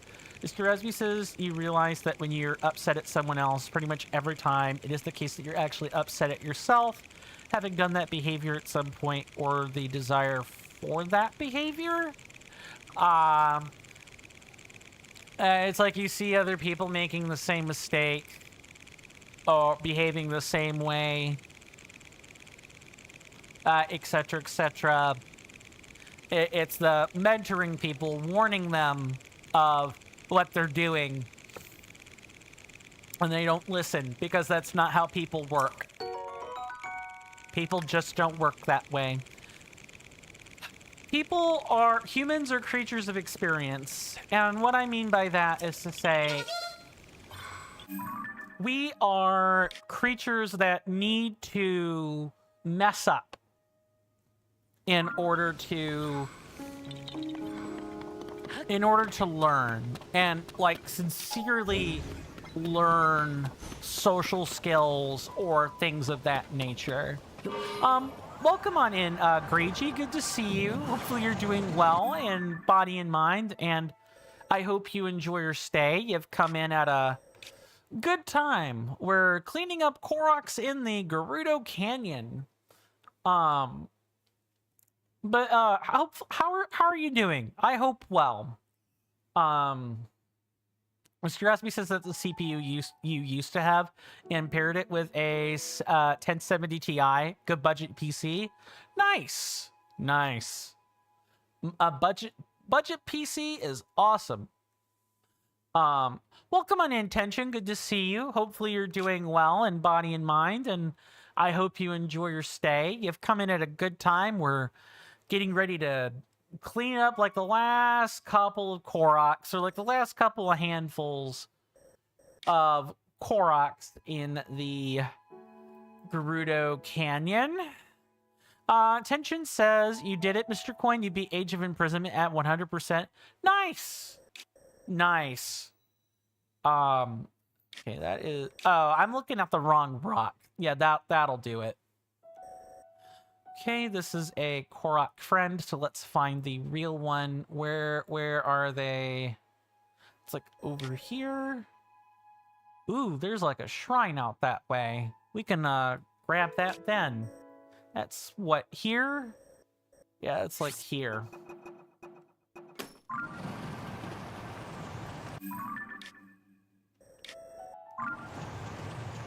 Yeah, okay, and I can literally see the shrine right there. Why don't we just fly to that first? Tension said you just started on Age of Calamity 2 days ago. Nice. Which one are you preferring more? Age of Imprisonment or Age of Calamity?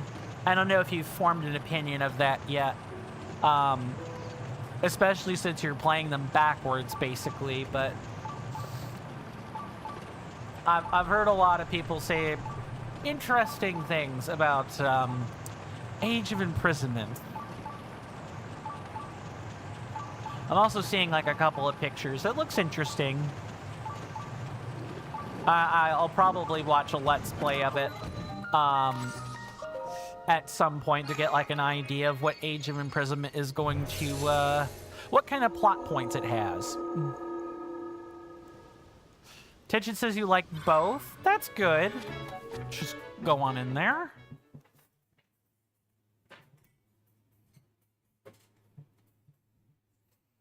Maybe as time passes, Tension, you'll have like a oh no.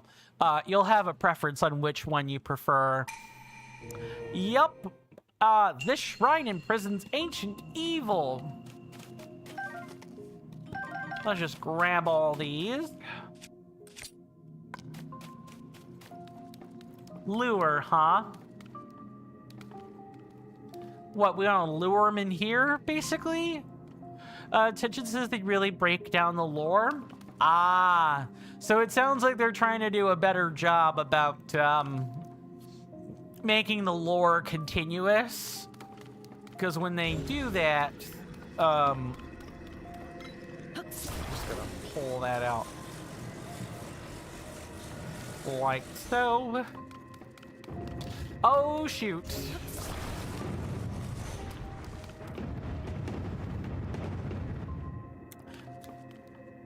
Well, does that trap trigger again? Or is that based on... Yeah, it is. Okay, so what we want to do is this.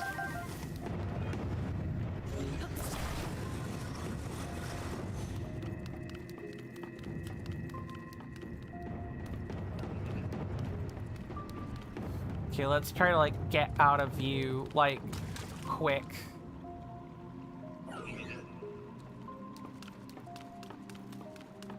Trying to, like...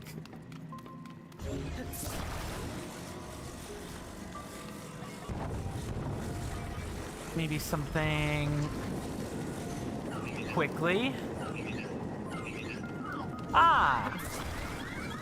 Here we go.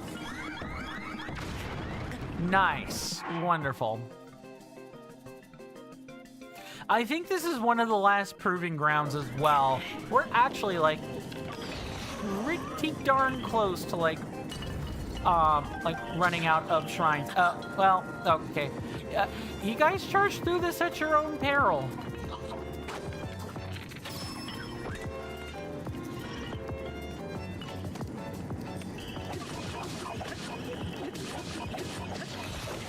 Yeah, you guys are free to trigger your own traps. You can do this. This is hilarious. Literal Skyrim right there. I don't even have to use weapons. Oh, well, don't allow yourself to get too caught up now, Mr. Coin. Alan says, why do we live just to suffer? You tell me. It's a question I have often asked myself, and perhaps to no effect sometimes.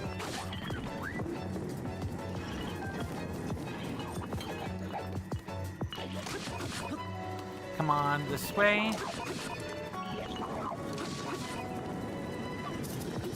Fine. Wow, that really did not take long whatsoever. Yeah, I actually have often asked myself that, Alan. I hate getting as existential like that, but it is a question I have asked myself today, perhaps more than any other time. And it's not a good question to be asking yourself.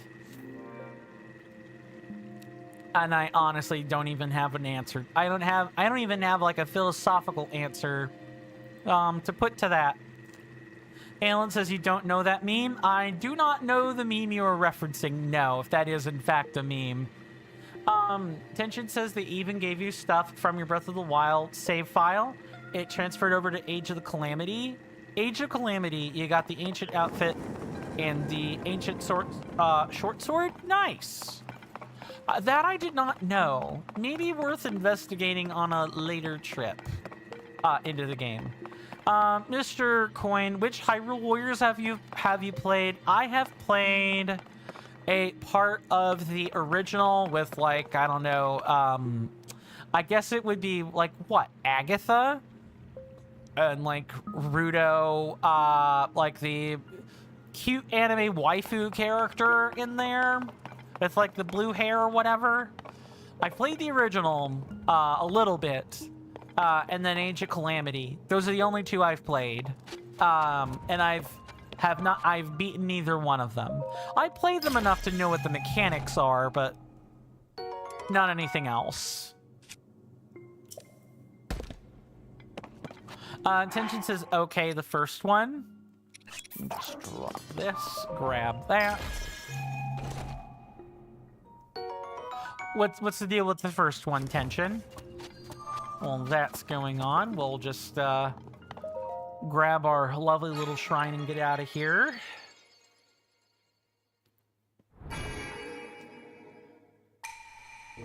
Visitors to this shrine of light, that which imprisons and purifies the ancient evil. You've done well to reach this place. This isn't the last shrine yet. When we get to the last one, I will let the event play out in case it's different for whatever reason. I don't think it will be, but worth checking anyway. What's our Korok count looking like? Ooh, 980. We got 20 left, guys. Which is really nice. Okay, we're about 2 minutes out from when I would play the commercial warning, so you're more than welcome to probably link that meme in here or in the Discord channel, Alan, whatever you choose. But maybe other people might also be interested in seeing said meme. Tension says that's the one you're getting next. You gotta buy it on Switch 1 though. Yeah, I've heard that it is Switch 1 compatible, which is nice. They definitely don't have to make all the games, you know, compatible. Heck, Microsoft and Sony didn't do that. So at least Nintendo has that going right for them.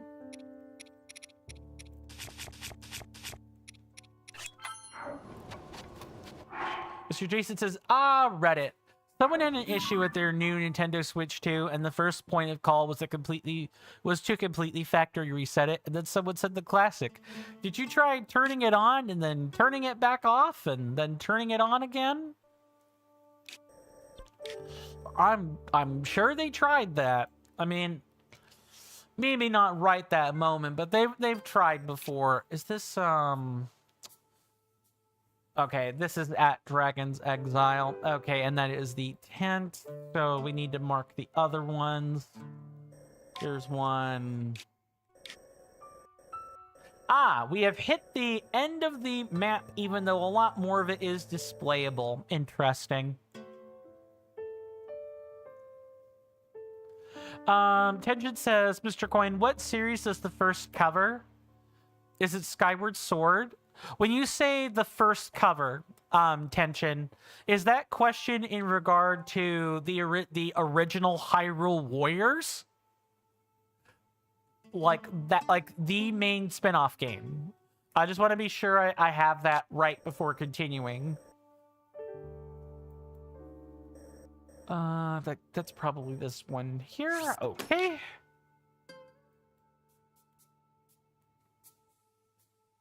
Yes. I believe the first one is like a mishmash of all of the it's a mishmash of all the different games. It pulls some from Ocarina of Time. It pulls some from like Twilight Princess. That is not where a Korok seed is, Coin.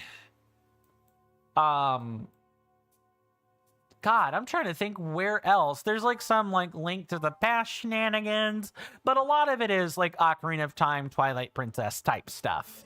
If I remember correctly, which I may not in fact remember correctly. Okay, where is... I need to find this. So this is... Oh, there's like straight up two things here. Okay, and it's north of this. Ah, I see it. It's... What friend are we looking at here? That's this one. Yeah, over here. Nope. It's this pin. Alan says, "Okay, you put it in the round table hold, and what the f is wrong with your taste buds? Taste buds?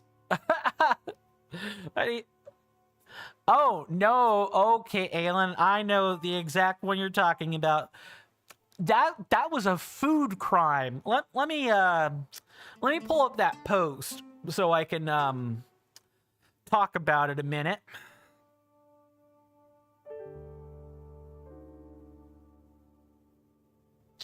Yeah, I found that online. American cheese in a peanut butter and jelly sandwich. I happened to be scrolling some like old YouTube advertisements of like Peter Pan commercials, and someone on YouTube linked to a Reddit post about like old commercials, and that I read that in there. Someone put American cheese on their peanut butter and jelly sandwiches. What's worse? Oh, it gets, I should say worse. You know, everyone, you know, is, you know, is fine to enjoy whatever they want. Like, that's fine. But doesn't mean I can't think it's gross. No judgment, but that doesn't mean I can't think it's gross. I learned through a number of other Discords that some people put raspberry jam on their peanut butter sandwiches with the cheese. Oh God, I just Ooh, this splits up in quite a few interesting different directions. I think. Yeah, okay, well, I guess we'll go like this. We're kind of getting to the point where they're a bit more sporadic. It's fine. Oh, come on. Why did it have to be friends? It's like, here? Okay. Whatever works, video game. Let's see. Attention says, okay, thank you, Mr. Coin. So you get that last after you beat the older Zelda games. I believe Twilight Princess has like several ports, and Skyward Sword has like the Switch 1 port. I recommend the Switch 1 port if you want to like beat Skyward Sword. Tijin says, so after this, you're going back to Majora's Mask. Yeah, and you have your option between like the normal game and you know, the 3DS remake. The 3DS remake's really good, I hear. Alan says, peanut butter? You can have an opinion unless it's the wrong one. Cheese on a PB&J is the wrong opinion. Look, you're not going to catch grief from me on that one. I, too, kind of think that is a gross opinion. But some people, I don't know. I mean, don't knock it until you try it. Dang it. Don't knock it until you try it, but it does sound particularly unappealing. Mr. Rasby says, strawberry jam, Monka S. Oh, strawberry, or did I say strawberry? I meant to say raspberry. Raspberry jam is delicious, especially with, you know, the lack of preservatives, like, you know, mashed fruit jam. Really good. Fantastic stuff. Let's get out of here before... okay, never mind. Let's get out of here. Oh, alright. Slip the dust off of that one. Shake the dust off. Yes, show me where you're going, little buddy, so we can get this over with. Reminder on the ad. Thanks, Mr. Rasby. I should have already technically played that. So we're going to do that now. Where is that video at? I had it here. Ah, yes, it's this one. I know I've already chatted away about you guys supporting me for free. You all being here is enough for me, but if you want to support my work further and more directly, I have a couple of easy options for you. Available to everyone through either Twitch or YouTube. You can check right under the Twitch video player in the About Me section or the bottom of the YouTube description. Once on the link tree, Patreon will have a peace-shaped logo, Coffee has a panel, Kick, Twitch, and YouTube have icons next to each other. My Instagram, Blue Sky page, and Discord server take up the remaining icons. Available only to those on Twitch are the other easy options. The bits purchases at the top banner on twitch.tv, spendable for any of the power-up rewards or as direct bits donations on Twitch, or the subscribe button near the chat panel. You'd take my heart out of its Faraday cage if you click on that Patreon or the coffee. But again, you guys simply being here is enough. Thanks for listening to that stuffy and boring explanation. Now, back to the content.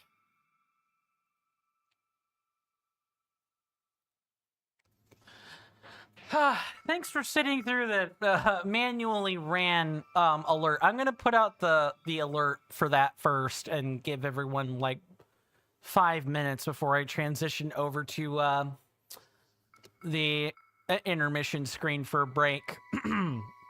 We do take commercial breaks around here.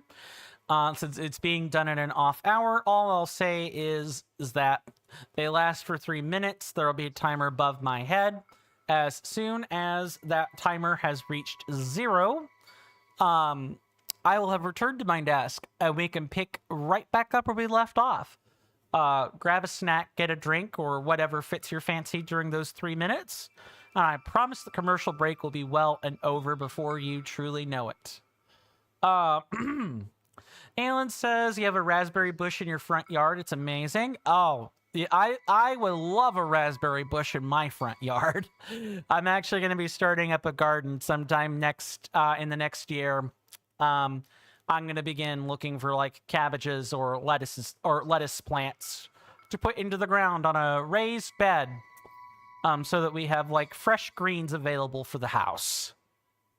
Because that's if having access to good fiber is important.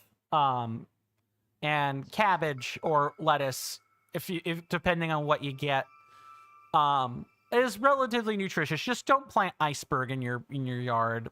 Iceberg is pretty. It's mostly water, but outside of that, you get nothing out of it other than moving stuff along in your body. Alan asks, "What the hell is a Faraday cage?" It is a field of electronic dampening.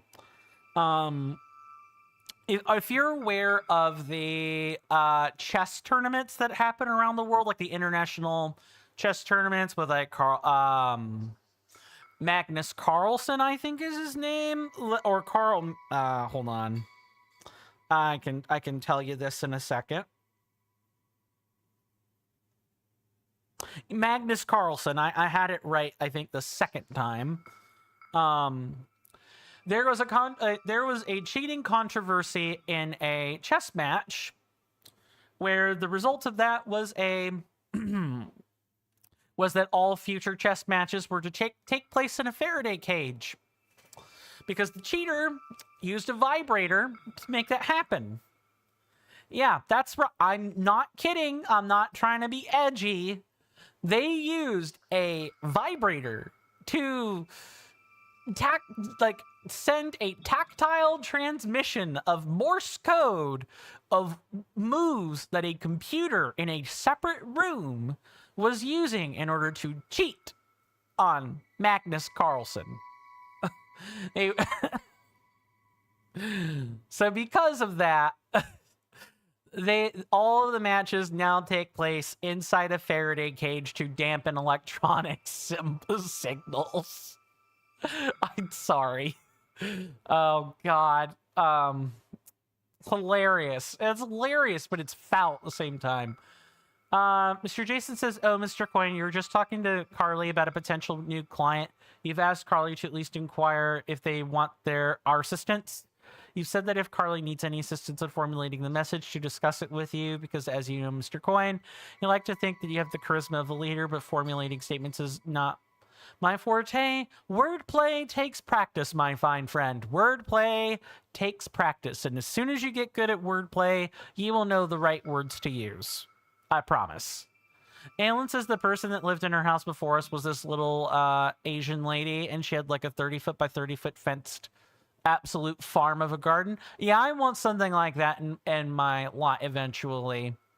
Mr. Rasby says a Faraday cage is a metal box from which signals can't get out, like phone signals and other stuff.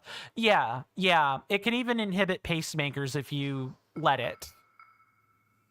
Alan says they were anal beads. Thank you very much. Hey, I was trying to be a little bit generic about that because there was a guy on YouTube that demonstrated that you didn't even need to do that. You could have just literally strapped a vibrator to your leg and it would have worked just fine. It didn't need to be that explicit, but yes, that is in fact what happened. The cheater did use beads. Mr. Rasby says, "Yeah, I was actually wondering about that. Now I can sleep tonight. This fun fact falls into who starts a conversation like that, George Lucas? I just sat down." Mark Hamill to George Lucas on the direction of Star Wars and like other projects. I don't know. People who cheat in chess, I guess. Mr. Jason says, "Wordplay does take practice, Mr. Coin, but you're the designated PR guy." Too true. My job will be to demonstrate that in practice. Although any director can do PR. Too true. Mr. Rasby says, "How do you become generic about something that shoved up your ass?" I need to go to the church more. Because I wasn't going to reference that it was shoved up the butt in the first place. I was going to say, that's why I said vibrator. Because it could have been a vibrating wristlet. It could have been a vibrating anklet. It could have been, a little bit of a electronic technology strapped to your belt or something. I was trying to leave some mystery instead of it being explicit. But We can talk more about not this, about cheating in chess or other things, but maybe not the vibrator when we come back from this wonderful, fantastic commercial break. See you guys then.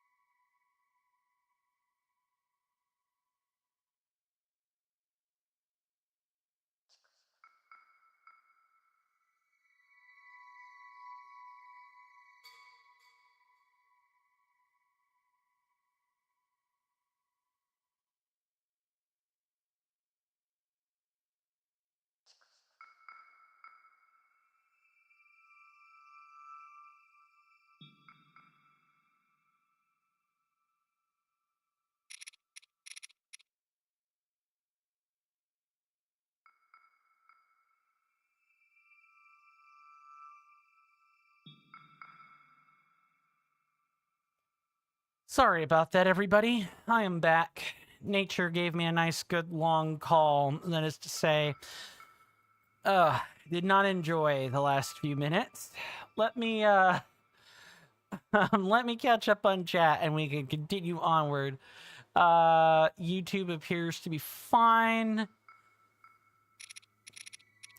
Mr. Rasby says, I think it created more mystery, especially the motive behind mentioning it. Kappa, which is to say not at all.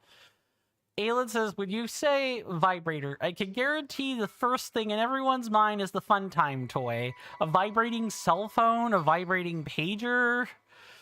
You're probably right, but, well... Still, I could think of a few other things. Mr. Resby says, when I hear vibrator, I think of something measurable by any rudimentary, otherwise common oscilloscope. Fortunately, I know most people fall into that category. Kappa. Indeed. Yes, most people are common oscilloscopes. Mr. Jason says, welcome back, Mr. Coin. You've been thinking recently, when you do the business agreement of requesting a moderator sword, it's not really classified, as I'm sure it's a public policy, the TCC anyway. You could go for just VIPs. That would probably be easier for said streamer to grant. Probably, moderator is like a huge trust thing for a lot of streamers. Some streamers will do it for fun. Is it Zem92? Hold on, let me make sure I got the name right. I follow him, so I should know what that name is. And Google, don't autocorrect me. Yes. I just needed to see his face. Yeah, Zem92 is like a speedrunner. He's known for Ratchet and Clank speedruns. He hands out mod swords as a joke a lot, so... Mod swords don't, even mod hammers probably don't have as much power in a stream like that, because that is the sort of thing that could be just, it is arbitrarily granted and taken away on a joke or a LARP, entirely by Zem92's own whims, which is his prerogative. He's allowed to do that. But in most other cases, people generally feel more comfortable granting VIP or some other smaller status to us. Mr. Jason says, but then, while you wouldn't be the cause of the issue, you could, in theory, easily get power tripping moderators who, if they don't like your opinions, could ban me, whereas a moderator circumvents that possibility entirely. Well, a lot of it comes down to, at least in my purview, like, how are you pushing the TCC, or how, like, are you consistently, like, not reading the room, right? I can think of some things that would generally be ban or mute worthy if it happened often enough.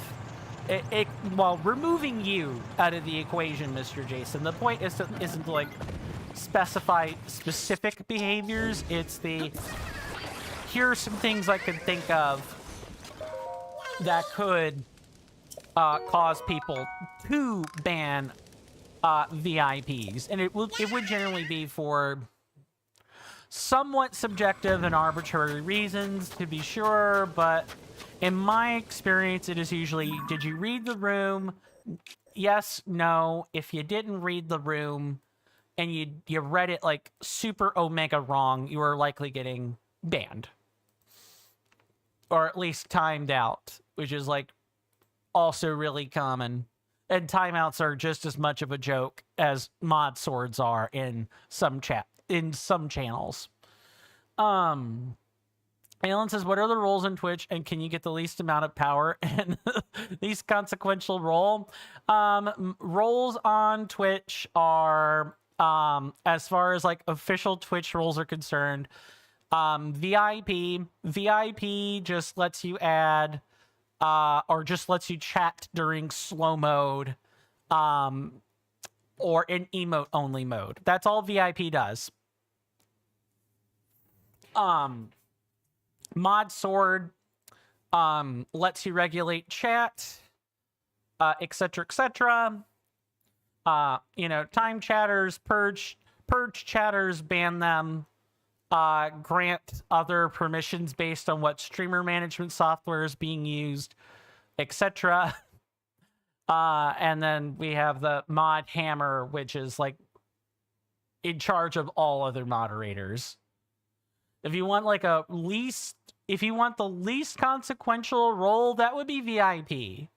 So to put your question another way, Aelin, are you asking for VIP? I could probably give that to you. You've been here long enough for that. And I could probably grant an amount of VIP, or I could grant VIP to quite a number of other people if they have also been here before. Aelin says, yes, then I think I can knight you then in that regard. Where did I put that command at? Because it comes with like a... Or I want to check and make sure my commands and or effects are working for this.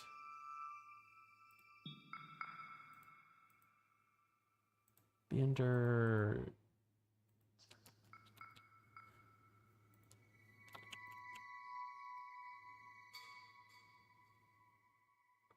I think I have an effect added to this. Let's see then.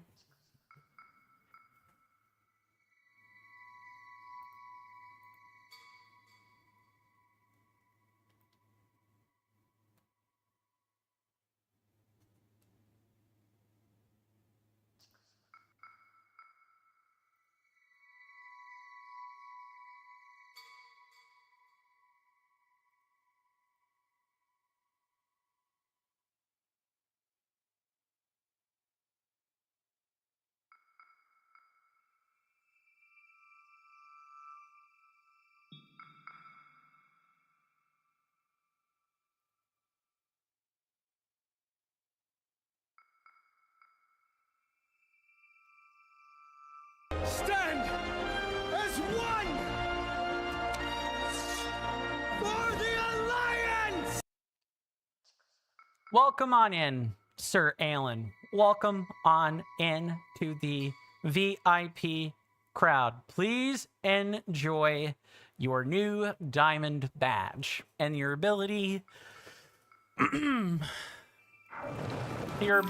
why am I being blown? Oh, there are winds literally blowing me away from all that. Get out of here with... Ow. Wow, everyone and their mother wishes me dead. Get out of here. I'll finish replying in a second. Man, everyone, just stop. Stop. What else are you attacking? Oh, there was another one over there and Tulin just popped a headshot on him. Very well. So the VIP sound effect is based on my old, or one of my old contacts. His name is Reaver Bone. He has a sound effect labeled for the Horde. I thought it would be fitting if I stood juxtaposed to him and used an Alliance sound effect instead. Very well. I think I've explained that. But do enjoy your badge, Mr. Aelin. Mr. Jason says, but yes, Mr. Coin, the head of the organization will keep on the path of moderator swords, so to the board, you put the task of selling that as reasonable, not a priority meeting, but it's on the board's list of required discussions as set out by the executive chair. Okay. Mr. Rasby says, yes, Anduin. Anduin's one of my favorite characters in World of Warcraft. I like Anduin a lot. I almost said Aelin instead. And, well, I do like Aelin. I like Aelin for very different reasons than I like Anduin. That is probably about as much as I can clarify that misspeak as humanly possible. Okay. Let's get on with collecting some of these, like, Some of these Korok seeds then. Aelin says, I'm in World of Warcraft? No, I was just trying to salvage the misspeaking I did there. Mr. Resby says you played Anduin and a lot of HOTS. That makes a lot of sense. Understandable. My knowledge of Anduin mostly comes from like World of Warcraft retail. Like a huge Anduin now has like really seen some if you've like checked any of the more recent photos, especially like World of Warcraft Midnight, or the War Within. Yeah, dude looks really different. He's a lot more like his dad, Varian, than he thinks.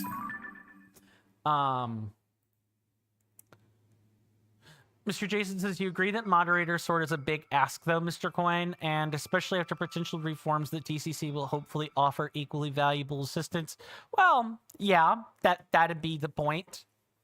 It'll just have to be discussed on the board. That's where a lot of that stuff's going to get meted out.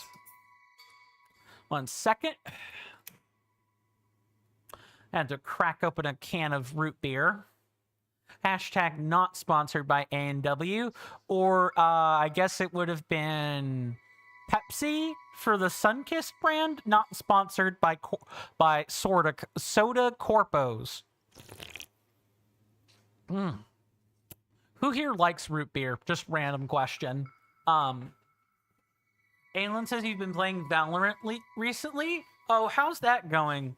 I've heard some mixed things about Valorant, mostly in the form of, I hear it went through like periods where it was less active, more active, and that it might have possibly been getting shut down, but I'm gonna trust that has been going somewhat smoothly. Where is this, like, there's gotta be like something out here. Hold on.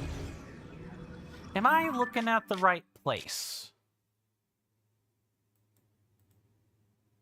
Okay, I need to focus for a second while I look at this rock coordinate. So we're at negative 4,891. We need to be more this way.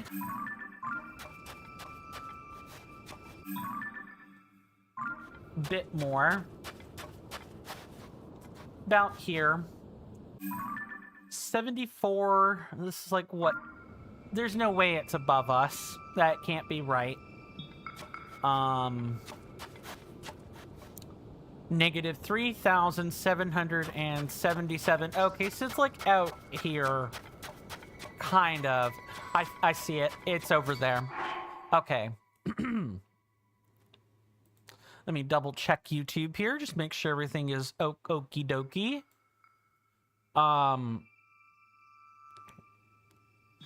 says, if a character kills the same character on the other team, would that be considered suicide? I am unsure. Maybe? Maybe. As at the very least, like, sabotage. Alan says, and you like it? That's cool. I'm glad you like Valorant. I played it for a little bit. Not my cup of tea, but that's just kind of how I am. Shooters are kind of hit or miss for me. Mr. Jason says, moderator is as close to asking real money as possible that you can get without asking for money. Of course.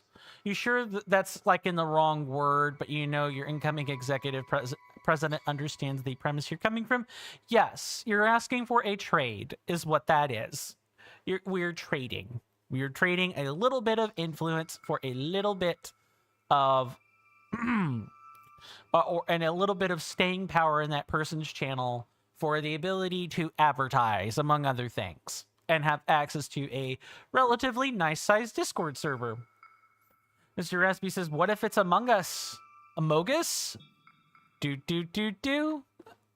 that's not the right, like, fanfare noise. I probably need to do that. Need to do something about that. Welcome on in, Carly. Good to see you. Hopefully you're doing well in body and mind, and I hope you enjoy your stay. how goes the streams? Mr. Jason, if you would be so kind as to give our wonderful audience members that stream their shout outs, I would very much appreciate that.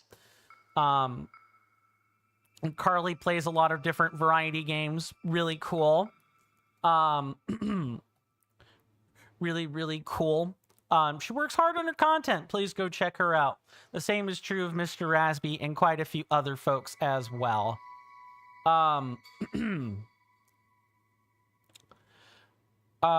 You've come in at a good time, Carly. We're cleaning up the last remaining Koroks, hopefully, of the game, and we won't have any more to cover. Mr. Rasby says yesterday you played 5 hours of Mafia where you were the host. Nice. How did that go? Mr. Rasby says good news. I've had some level of setting experience, so we could definitely do the Conciliated Godfather and the Button Man. Nice. Okay, so that's what some of those posts were. That makes sense. That makes sense.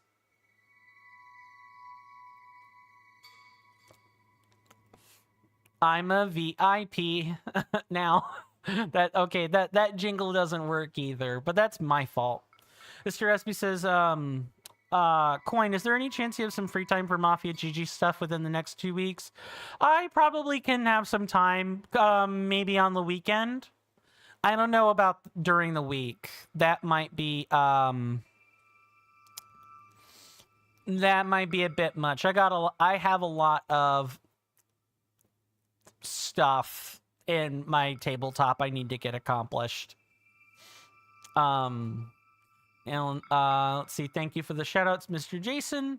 And I believe the shoutout command is administrator level, so you don't need to worry about that if you're not an administrator or mod of some sort. Mr. Recipe says hardworking. Yeah, whatever Coyd said. Did I mangle a sentence? I might have. I probably did. Carly says your stream earlier went well. Nice. You played a cozy little game called A Little to the Left, and you were bullied by a cat. What sort of game is it, if and you don't mind my asking? Since it's a cozy game, it's like a puzzler, a platformer. Just curious, Carly. Mr. Rasby says it went pretty well. Turns out that your high spontaneity made for some cool matches. Awesome. I'm glad that went out well. Or that worked out well, excuse me. Mr. Rasby says we're setting up the unusual roles. You mean? I guess if it's something that only takes a few minutes to do or something along those lines, I can probably spare the time. I guess I just kind of need to know what the expected time spent on setting up those roles is going to be. If you don't know, Mr. Rasby, that's fine. I don't want to pressure you to have an answer or make an estimation. I'm just telling you where I'm coming from. Carly says it's like a puzzle game where you organize things. Nice. Puzzle games are nice, especially if they're cozy. Mr. Jason says, in one stream, one director, one incoming director, one executive president, and the executive chair. Yeah, that's a lot of people. Aylin says, okay, bye. I have to eat. Thank you so much for stopping by, Aylin. Go enjoy your food. Thanks for coming out. It was good seeing you. Hopefully I see you, hopefully I see you sooner rather than later, my lovely senator. But otherwise, do rest well. Take care of yourself and stay safe out there. Mr. Rasby says, what did you ask? I asked, is setting up the unusual roles. Your previous statement about setting up the unusual roles. The setup of those things. Is that a task that takes just like a few minutes or like 10 or 15 minutes? Or is it one of those that takes like a couple of hours to do? Because if it's very little, then I can probably try to fit the time in. Maybe after stream today. More than anything else. We'll see. You just need an accountant to read the rules. Okay. I'll probably need to make an account then, but I'll do that after stream. Jason's, yes, but also no. Indeed. Mr. Espy says, and we need some unscrupulous men skilled in the application of force, aka more players. Ah, yes, what every growing mafia needs in mafia.gg. More men. Men.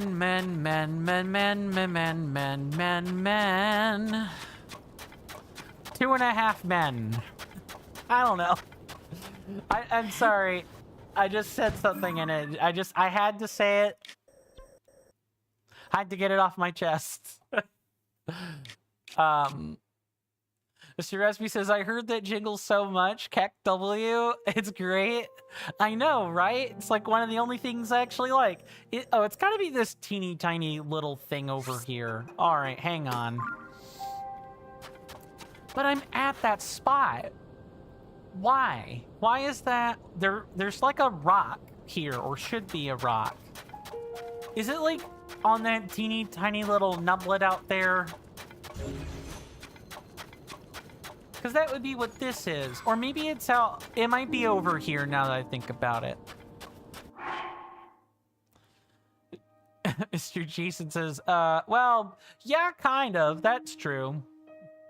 Mr. Rusby says your dad used to watch that show a lot. Ah, Charlie Sheen and, you know, the child actor and whoever that other one is. I kind of forget, if I'm being honest. I only remember the jingle and, like, Charlie Sheen saying ridiculous things, but...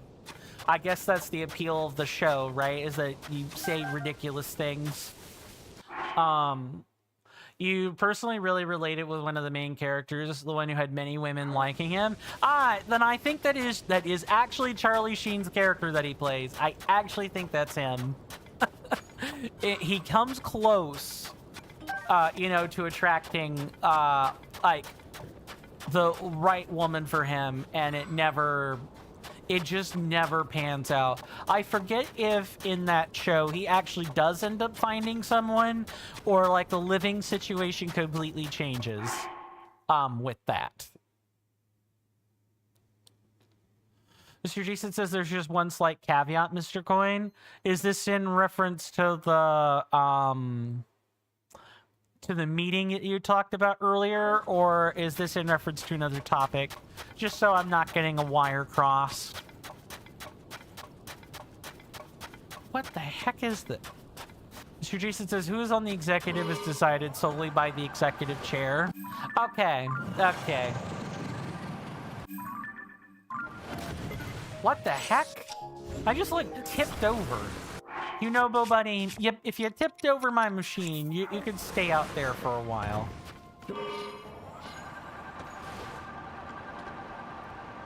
Okay, let me check out this little rock and see if there's just a rock hiding out here. I don't think so. I think it's back over that way. Yes, we know I can't go any farther. I'm literally trying to turn around, video game. My goodness. Carly says, wait, are we getting a new executive? No new executives. Executives are swapping places. Carly, that's what's happening. I'm swapping places with Janie. That's all. Mr. Jason says, so even if Rasby wanted Aelin as an executive president, it's only your call. Right, of course. Okay, I'm gonna look up this particular Korok. It's being particularly, very rascally, very thorny, and, I'm not liking... I'm not liking how this one's unfolding. I feel like the rock is in a cave. Wait, I wonder if it's in a cave. Hold on, we gotta check. I gotta know. Is it a cave? All right, Gerudo, great skeleton time. I think it's in a cave. Yeah, yep, that's exactly what it is. I thought this might be the case.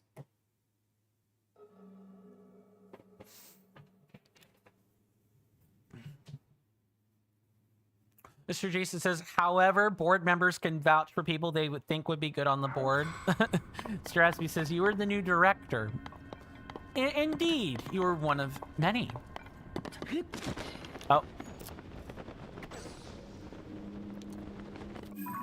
Okay, so, it's like, where was this again? This is probably also worth taking a picture of for different reasons. Yeah, board members are allowed to vouch for people, but it is limited to vouching, and that is pretty much it. Okay, so this rock is in here. That's the only place where it makes sense, is like in here. It's like what? Slightly to the southeast of this shape, or like southwest of that shape, which would make this rock up here. Yeah, it would make this rock up here or in the skull somewhere. Let's see if I'm right. Ah, I have found it.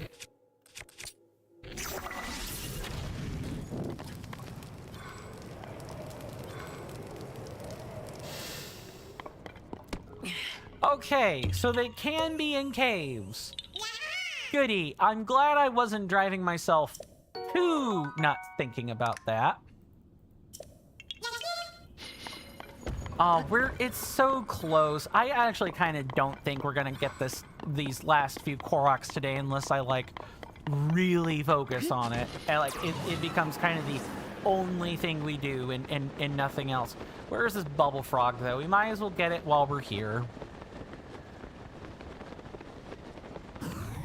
Right there.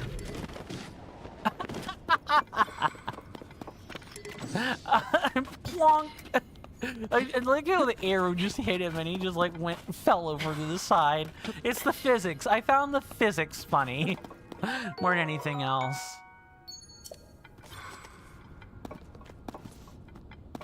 Mr. Resby says, but yeah, the Mafia event would take like 1 to 2 hours to do properly.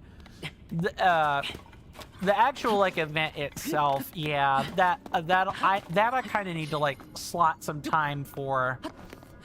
But I think that's like a different thing from getting rolls or setting up rolls right. But I'm sure it can get done soon. Mr. Rasby says, just so you can kind of get the hang of it and then be lucky to get the exact rolls. Right, of course. Because Mafia is, in fact, a somewhat random game. The rolls are random, although perhaps the required skills eventually end up being a constant. It's kind of like Among Us in that sense. I think well, someone who's played Among Us more can probably talk about it better than I can. In Among Us, can you pick your role, or is the role random? Because I think the role is like random, if I remember right.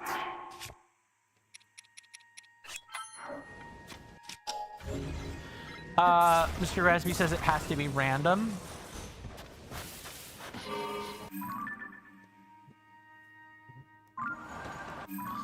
Cool. I'm glad I can get that Korok all squared away, and now we just need to...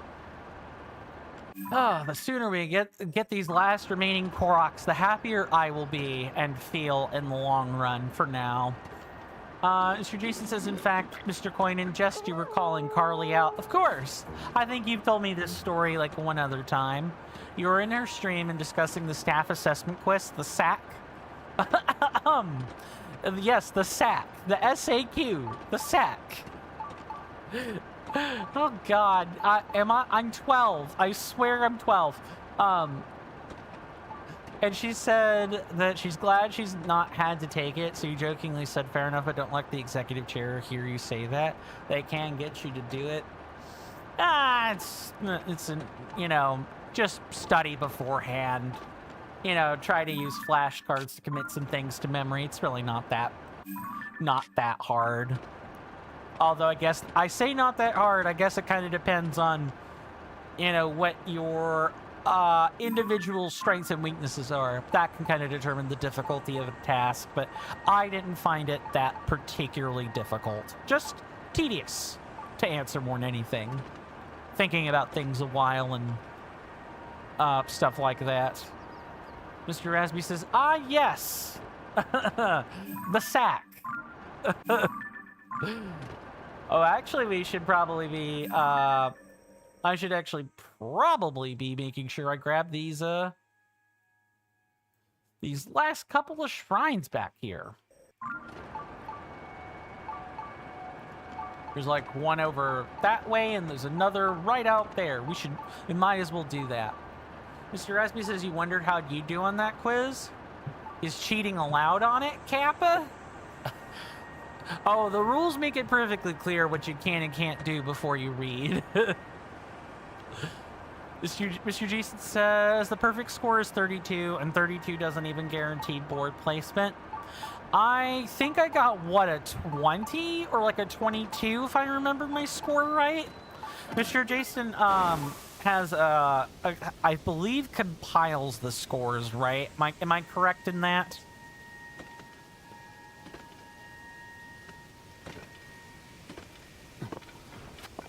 I'll just sit here and wait.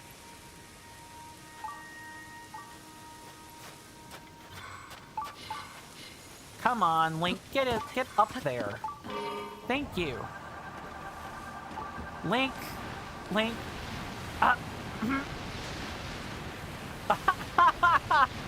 Oh my god, that's hilarious. I like that. Carly says you got an award-winning business. You think that qualifies? Nice job, Riju. I mean, yeah, you know how business works.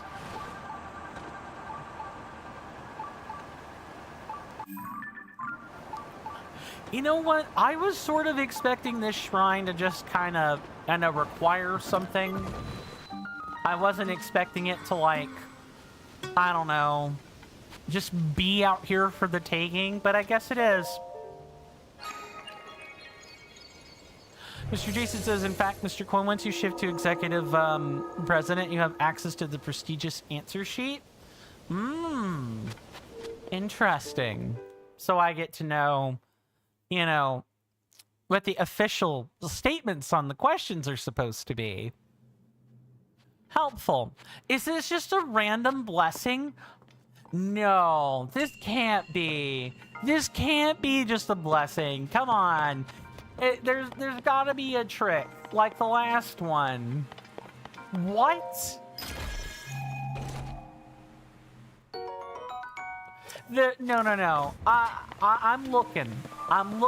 I think this game wants to cheat. I think it wants to cheat. This is the land. This is like where people go last. Is it really that simple? Why? I'll take it, but why?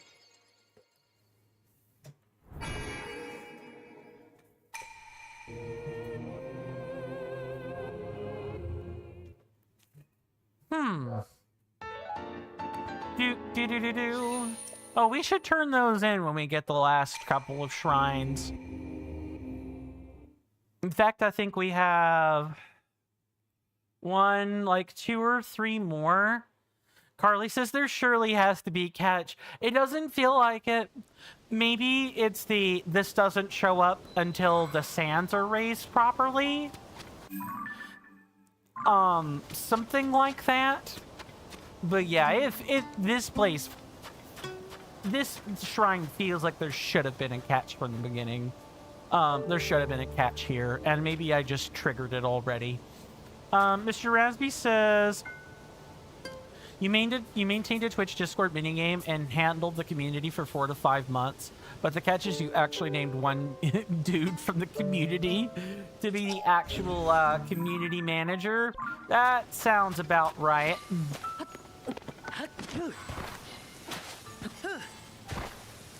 Oh, you actually straight up cannot surf in this.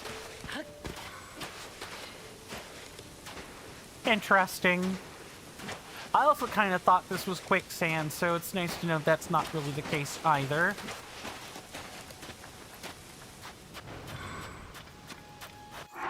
Mr. Jason says, thankfully, directors are mostly exempt from the SAQ. The board would have had more pressing matters to do after all. Fair, fair. Yiga Clan, get lost. Bye. Are you... No. Stop. Get out of here. You damn lizard.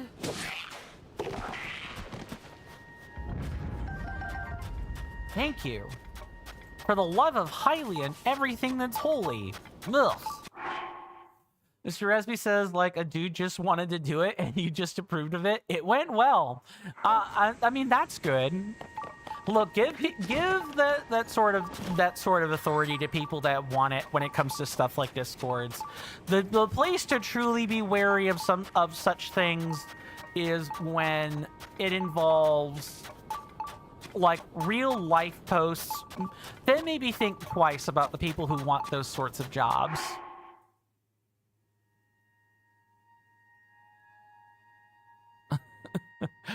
Oh man. Mr. Jason says you haven't even you haven't even given it to general staff for months. Well, think things do definitely hash out as time passes. Is like what should be on, you know, the SAQ. And you know what might be required for postings and stuff like that. That's probably about as much as I want to say in open doors. Where's the wolf coming from? I need to see it.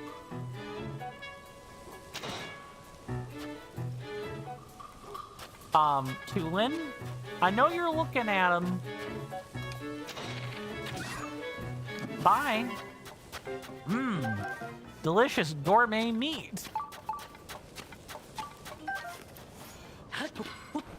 I'm just gonna climb up here real quick, and then once we're done with this shrine, we should be good to resume hunting for Korok seeds. And I think this will be one of... When we do this shrine, we'll have 2 left to go. Mr. Jason says you have an ongoing issue, Mr. Coin. Every time you pass the SAQ out, you've already changed so much that the questions are out of date. Right.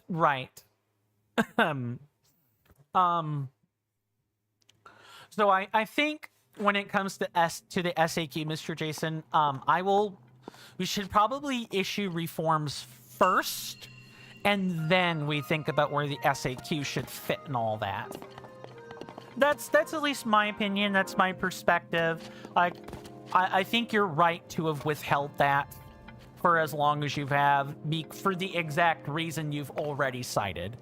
Carly says, on that note, you're going to hop out and try and get some sleep. Very well, Carly. Thank you so much for stopping by. It was good to see you, as always. Do your best to rest well. I do hope to see you again sooner rather than later. But if for whatever reason, my lovely senator, I do not get to see you again, do take care of yourself and stay safe out there, Carly. And with that, we're going to...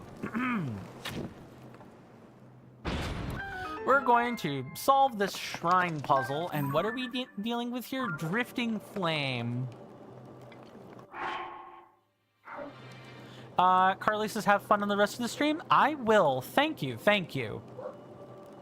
And with that, good night. For the record, guys, I promise this is not normally when I'm streaming. I really don't want this to be like a permanent thing. These past couple of weeks have just been kind of rocky. And for that, I am truly sorry. I think I've said sorry more times this month than I have in a long time. And I'm not sure I like it. Okay, so we have some interesting things to say the least. So let's put that. How can we? This should be depressible. What the heck? Okay. Maybe we will get something to depress that down. Depress? To press that down with. Okay, let me just take a look. What is going on with all this? Mr. Recipe says, yes, depress that down. Yeah. I've been getting worse with that, not better. I've been getting a lot worse about just making up words that aren't there, that don't exist. My skills have definitely... Hello there. I will not say no to a treasure chest, but I fear that that might have just caused me to have to exit the shrine. Nice. And that is the treasure chest. Mr. Jason says, may I hope an SAQ never lands on your desk, Director Carly. Yeah, I suppose so. Oh, but that was a joke. Depress that down. Oh my god. Maybe we don't depress anything down. Why do I think that I've written this off? This is just ascend through the top. Okay, so like, what do we do here?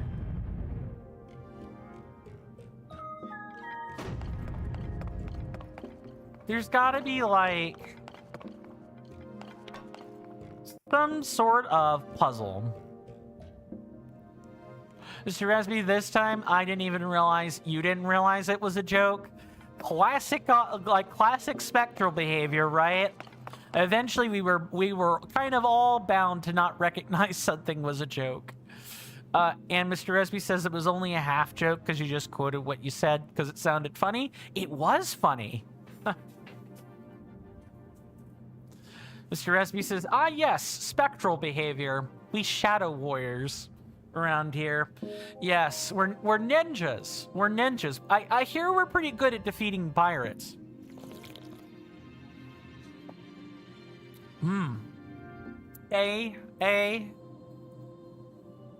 Sure, Jan.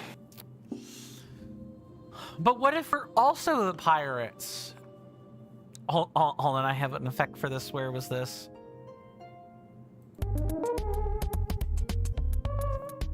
Yeah, what if we're the pirates? I don't know what to do about that. Weird. Very weird. Mr. Jason says you've held off so far, Mr. Coin, but you do assess your directors at least once. Yeah, I think assessments are good, but we need to like... I just think an assessment right now is it's just too unstable. We don't even know what's staying and what's going yet. We don't know what kind of changes the reforms are going to bring, if they're going to be reforms at all, blah blah blah. It's just I think we should stay the course for right now. What gives? I'm utterly stumped. Like, I'm trying to observe anything, and it's all just kind of like I just feel like my observations have kind of been like snuffed out here. You can't even ascend through this to see at the top. Sir Esby says, you thought I had a very good sound effect, very matching sound effect. Thank you. I feel like the da da da. I feel like that would have been more fitting, honestly. But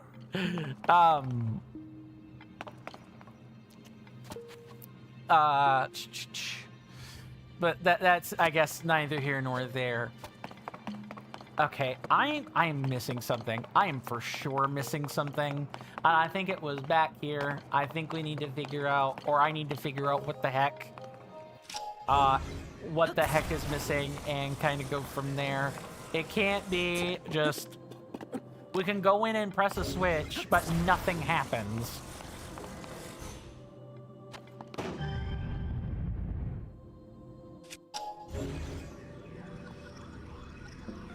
Oh, wait, what?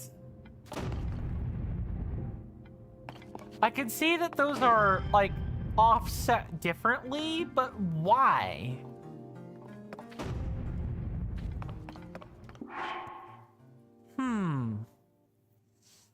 Mr. Rasby said, then you put a laugh and it caught you off guard. Yeah, laughter after strange sound effects will do that. Mr. Jason says, all you know is one thing, Mr. Coin. As long as things are accurately explained to me, you don't think you'll roadblock the board often, if at all. Yeah, I am working on the, like, reform proposals a little bit each day.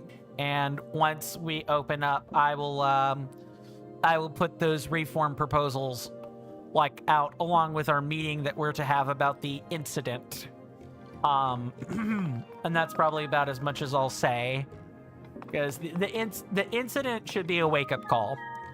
I think we have a lot of things we could learn from that, and we should learn them, or we shouldn't be surprised when the health of the Discord suddenly gets much worse, or it becomes apparent things are getting worse.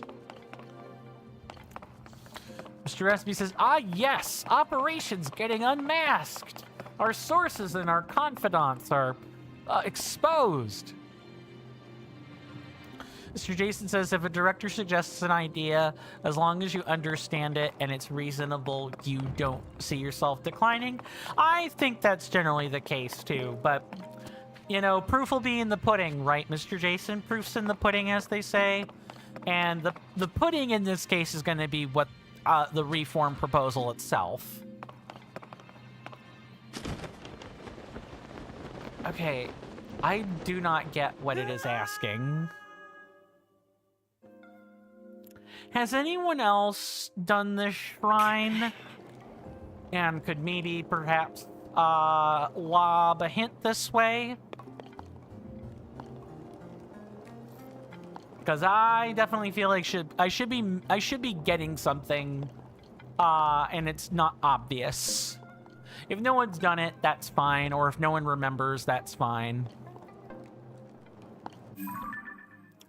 Mr. Resby says you can help with cognition power if you want. The shrine is called Drifting Flame, so I can imagine there's like a flame-oriented puzzle to this. I just don't know, like, what. Because, like, the opener here, I'll go back and kind of, like, walk through where I'm stumped at. So, this part here, you had to use this flame to open that flame.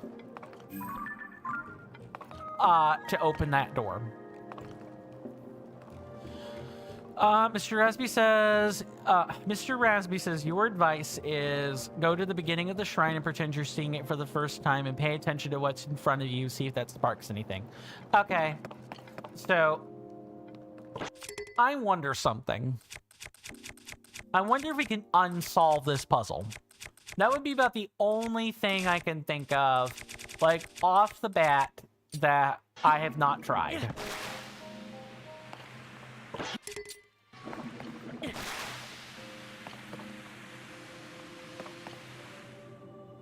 Okay. Unsolving it does nothing. So we come out on the other side. The sconces or the torches are over there. There was a torch that you probably could have used to toss up to this and get it to open it up, to get to open this gate. So you come on in. Let me use Ultra Hand, just kind of check for, like, hidden panels you can lift or something. I don't see anything.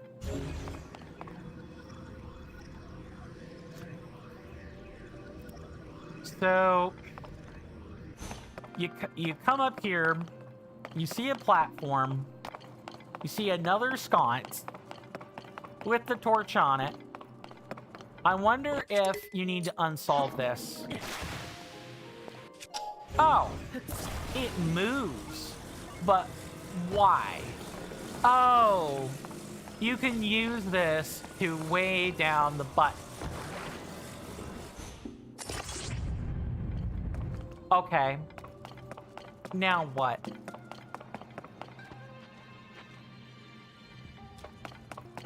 There's no key.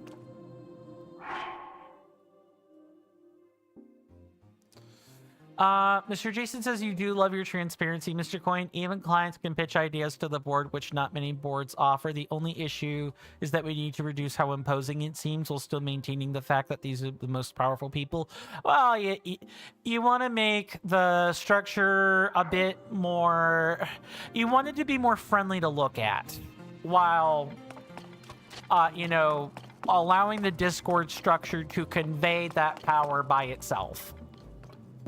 That's the imposing part you're talking about. You know what I'm saying, Mr. Coin? Yes, I do in fact know what you're saying. You don't want it to be imposing and scary, but you don't want people to think that the board is just general staff. Right. Yeah. That is what the structure should, like, do on its own.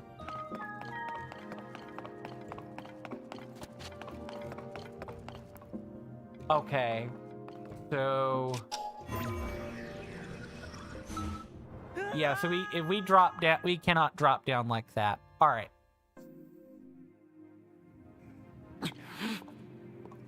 Nice. So we have this torch, which I can tell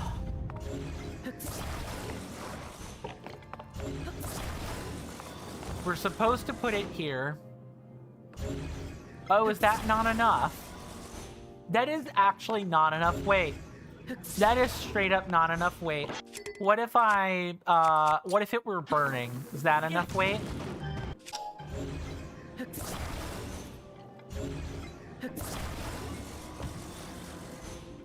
Not really. So the torch has, like, some weight. Oh, this one's gonna be interesting. There's a lot to this. Does that change anything up here?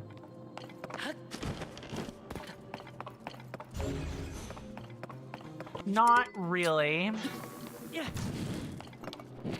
Now let's go ahead and reignite these.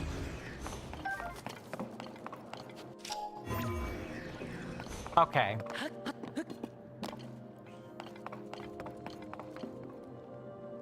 It's gotta be like a ignitable element. It's gotta be an ignitable element. That's the only thing. Oh, I see it. Look at that. We found it.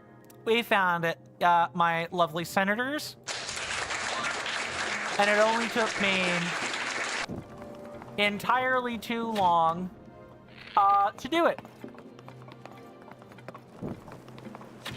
That is incorrect. Let's do that again. Is it really that simple? I guess it is. And we got the treasure chest even, so we're good to go here.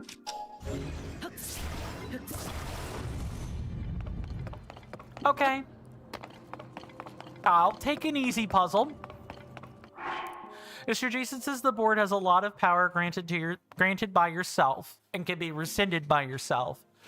You've given the board far-reaching powers. For example, if a division was not up to standards, a director would go there and be able to automatically assume the division's highest rank in order to right the path. Right, like fix what's wrong. I think that makes a lot of sense.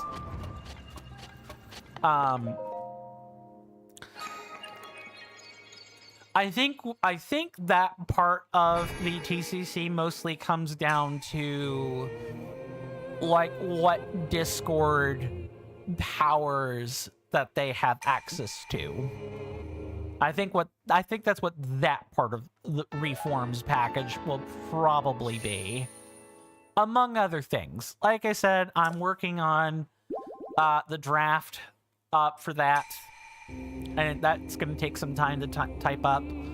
A draft's going to have like multiple parts. I'll probably section it out per proposal so that people can like look at it independently.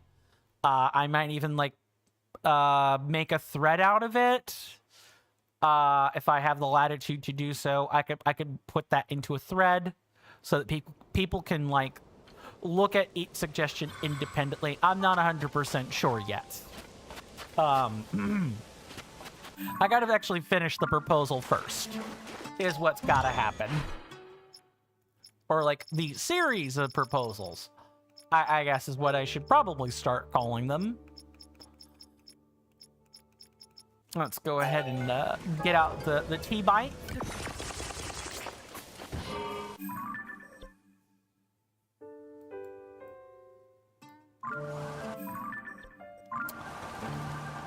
Mr. Jason says the executive has far-reaching latitude, full administrator. Very well. And I'll try to make sure I take good advantage of it then, without going overboard. But I don't foresee that like happening like at all. It's like what over here? I think that's what this yellow mark is for. Is this Korok? Oh, we were supposed to have run a commercial by now. Whoops. Too late now. Going to just simply pretend that didn't get to happen. It's fine. This is the consequence of streaming at a later than intended time. A clear sky. Yes, clear skies, no storms. Everyone's favorite. Trust me, I understand it. I hate that part of being a content creator. If I didn't have to say it, I wouldn't say it. But you know, heuristics and studies have shown that you know, it actually does work to tell people that the advertisements do actually serve a purpose. We can sit here and wax poetic all we want about them, but that doesn't change the fact that that's the data the studies show. So any streamer that is just not going to sit there and acknowledge the effect of the studies to you is, you know, they're hoping to be sneaky with it and like fly under the radar, or else just not talk about it, because even talking about it is bad for audience retention metrics. It's really bad. And you guys know what I'm talking about with this. You've probably seen the YouTube videos out there where you know, it's like a certain percentage of my subscribers have not, a certain percentage of my audience is not subscribed. Please subscribe. Did you know that over 90% of you are not subscribed to the channel? Yeah, something like that. Exactly. Mr. Raspy has the right of it. Tell me that's not annoying. I want people to be honest with me. Do you find when YouTubers are doing that, do you find it annoying? I know I do. I get it, I understand it, but that doesn't mean I can't find it annoying. Mr. Jason says you don't even allow any staff, including the executive, to delete messages. Message deletion is reserved to yourself. Understandable. I'll just, like I said, all the stuff that I want to talk about will be coming out in the proposals, Mr. Jason. You have my word on that.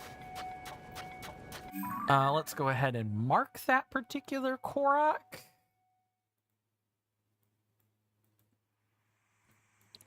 And with any luck, we actually only have 15 left. Mr. Raspy says, did you know that there's a non-zero amount of people to you that are not subscribed? So anyways, Squarespace, my #1 pick for making a site without knowing anything. Kappa. Right? Oh, and never mind the streamers who are caught advertising for sites like Honey, right? You guys have probably seen the Honey Trap. Hello. That is definitely a picture. We're supposed to take a picture of this.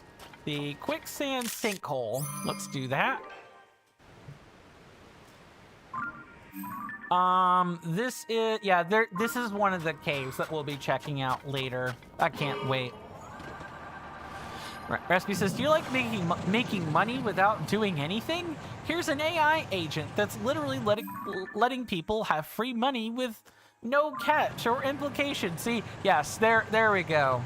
Mr. Rasby says, indeed, you've seen Honey at least once. Ate it a few times. Fantastic. Everyone loves a good dose of honey. I could tell this was quite the bit of sarcasm. Mr. Jason says, did you know that if you are subscribed on YouTube, you're part of the 50% that doesn't have parody yet? To fix this, we recommend that you also subscribe to Mr. Coin on Twitch as well. Oh, if you want to support Twitch, yes, please do that. If you're looking to support me for like a lot less, well, then perhaps I do not recommend that you do that, but that is a whole different cup of tea. Let me just make sure I'm on the right part of this. Hello, Mr. Choo-Choo. Bye, Mr. Choo-Choo. Mr. Recipe says, thanks to Honey for giving me money. Oh yeah, Markiplier has talked about this. Like several, I think some ordinary gamers and like a number of other people have talked about like the Honey scam. I know CoffeeZilla has also talked about Honey quite a fair bit. I will avoid them like the plague. I know better. It's just not happening. Is it in here? I think it's in here. Where is the Korok seed? Because that's what we need to find. Mr. Resby says, we don't value truth here necessarily, but we can only recommend in good conscience that things that make sense and are proven. That's why we want to remind you to get parity between platforms. Just do it. Indeed. Mr. Resby says, yes, some ordinary gamers thought of it. Quite unremarkable, really, Kappa. The sarcasm is gonna land some marks here. Unfortunately, I don't really think highly of him anymore. I used to, and then I learned that he lied about his accreditations with like college, which, okay, it's one thing, right? And I'm gonna get on a soapbox a minute. It's one thing if, you're a college dropout, right? That's fine. Heck, I guess I'm one of those. I don't really consider myself a dropout, but in effect, it's about the same thing. There's no real difference. I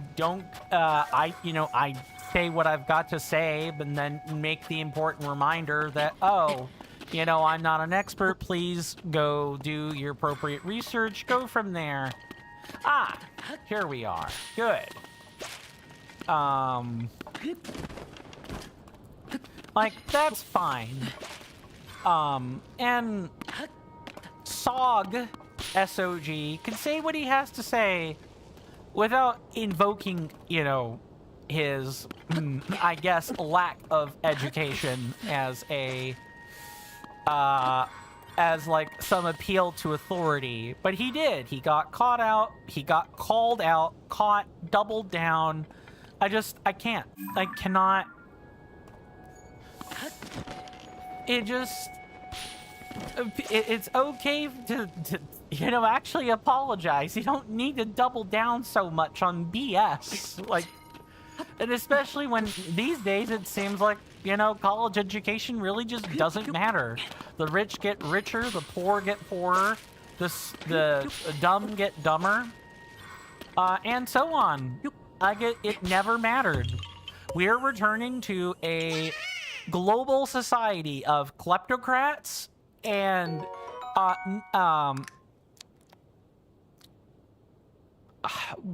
do I want to say despotic? I don't know if despotic is right. A society based on kleptoism and nepotism at once. It's what can you take? How can you take it? How can you cheat? And what are your connections? I hate those things about society. I just, ugh, bad taste in my mouth. Really bad taste in my mouth. Yiga Clan, I am not in the mood. Thank you.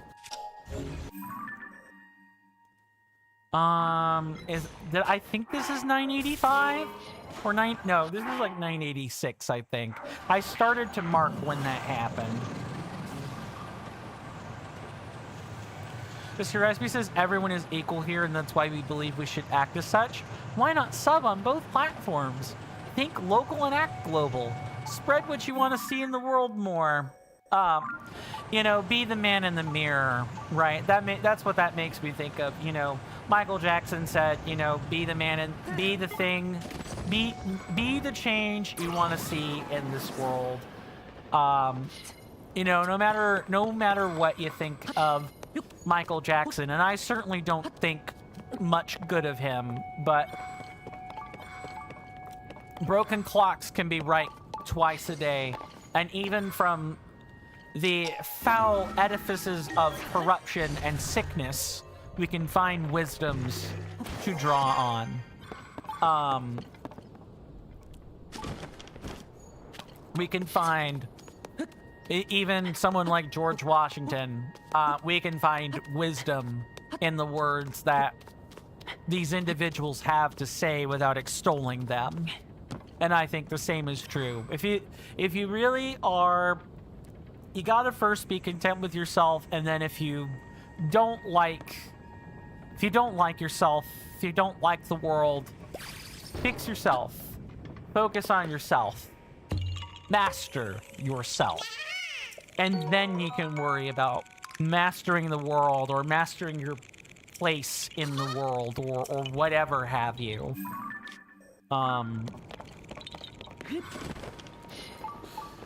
It's good advice, even if it comes from the edifices of sickness.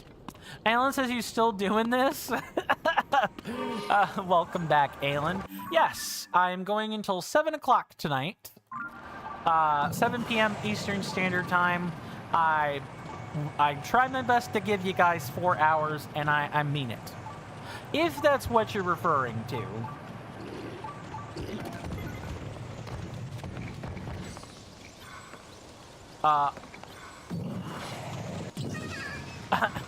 Really? Nope, wrong. Yes, so you won't talk unless... You won't talk, but I can still do the ultra hand. Mr. Rasby says, life got so much better since you stopped trying to get a girlfriend the last 3 to 4 months. Yeah, I've heard that a lot in circles, both straight and, you know, queer. I'm part of, like, various, you know, queer discords and subreddits, and a lot of them say the same thing. I wouldn't call it out of nowhere. We're talking about existential stuff or somewhat personal stuff.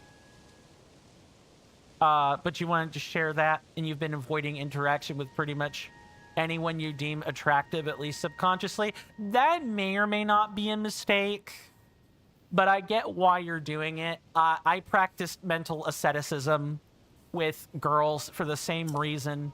I noticed myself staring at them in middle school and in high school. I made at least 1 or 2 women uncomfortable. And I'm like, well, I don't want to make people uncomfortable, so what do? You know, I engage in ascetic training, and which ascetic training is just fancy word for invoke shame or some sense of shame for what you've done using a variety of mental techniques until you stop. Anytime you think about it, anytime you think about whatever it is you're engaging in training on, invokes shame, a personal feeling of shame for you, and then you stop doing it. It is a common technique for those that follow a lot of religious dogmas. Mr. Espy says, and yeah, you started to enjoy your life? Good. I'm hoping I can follow that path in 2026. I would like to have my zest for life again. Life is a drug. Life is the only drug we should be on. Like, unless it's for health reasons, and then it's fine. Mr. Raspy says, well, good and bad parts. But you also realize you don't really have time for a relationship much anyway. Fair, fair. Yeah, so like, you know, focus on yourself. And when you have the time, then you might be able to pursue it more seriously. That's totally understandable.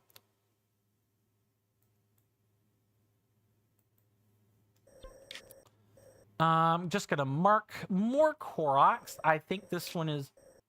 Oh, I marked an incorrect Korok. Okay, hold on. That is... Oh, I've not been marking them. Okay, that's what's going on. Right? Yeah, there's this one right here.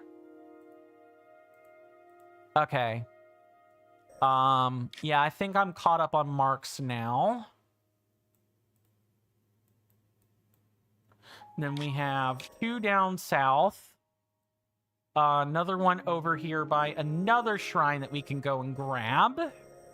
And then we have a couple back with Gerudo Town, back by Gerudo Town.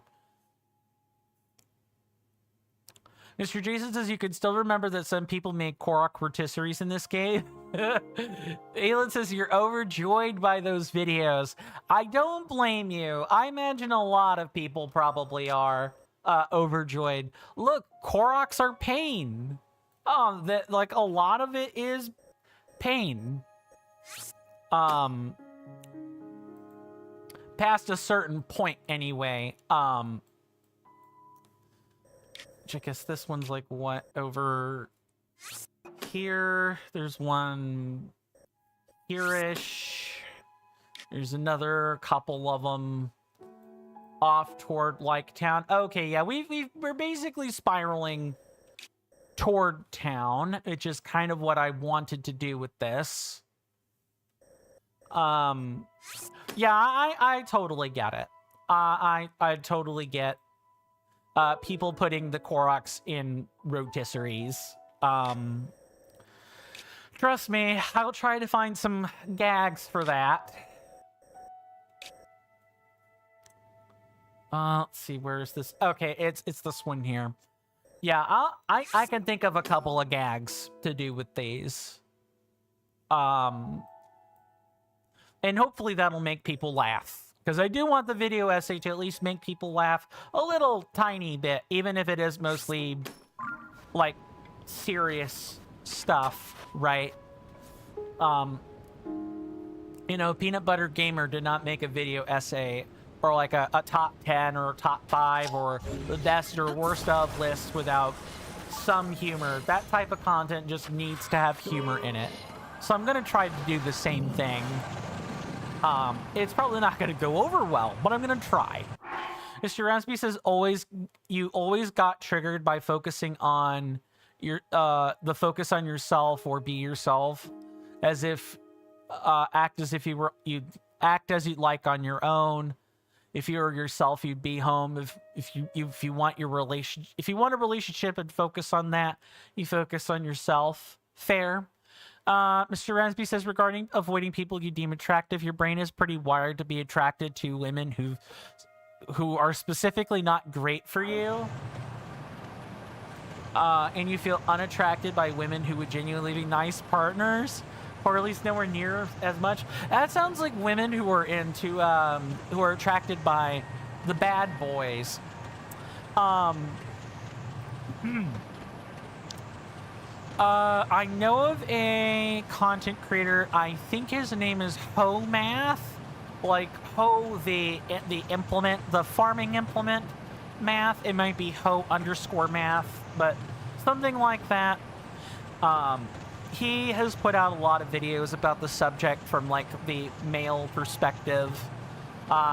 There is some political commentary in the videos, but if you actually listen to what he's talking about and what he has to say, he actually makes some pretty candidly honest points about attraction between the sexes. It might be worth a listen. And, you know, come to your own conclusions on that. Alan says, yeah, you're a bad boy. You didn't clap when the teacher was singing if you're happy and you know it. Oh, that's just not clapping to corny music. I don't know if that necessarily makes you bad. That just makes you non-participatory. Let me not be wearing a Giga Clan costume. How about that? Mr. Resby says, well, mostly women who have been a teensy tiny bit violent. So, hold on. So when we say violent, are we talking criminally violent? Are we talking like abusive? Are we talking about, you know, women who have gotten into scuffles? I'm kind of curious if you're up to discussing this. If you realize that if you stepped in a landmine you didn't want to step in, and you're like, no thank you, I don't want to talk about it. You know, I'm good. I'm okay with that too, Mr. Rasby.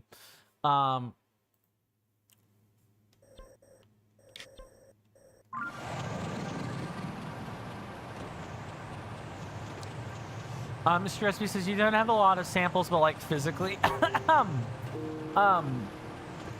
You know, Alan, you're probably not wrong, but I think I sort of understand what Rasby means. It's not like, this is not like being attracted to like physically, like physically fit women, like boxers, like being attracted to like a Ronda Rousey type of woman.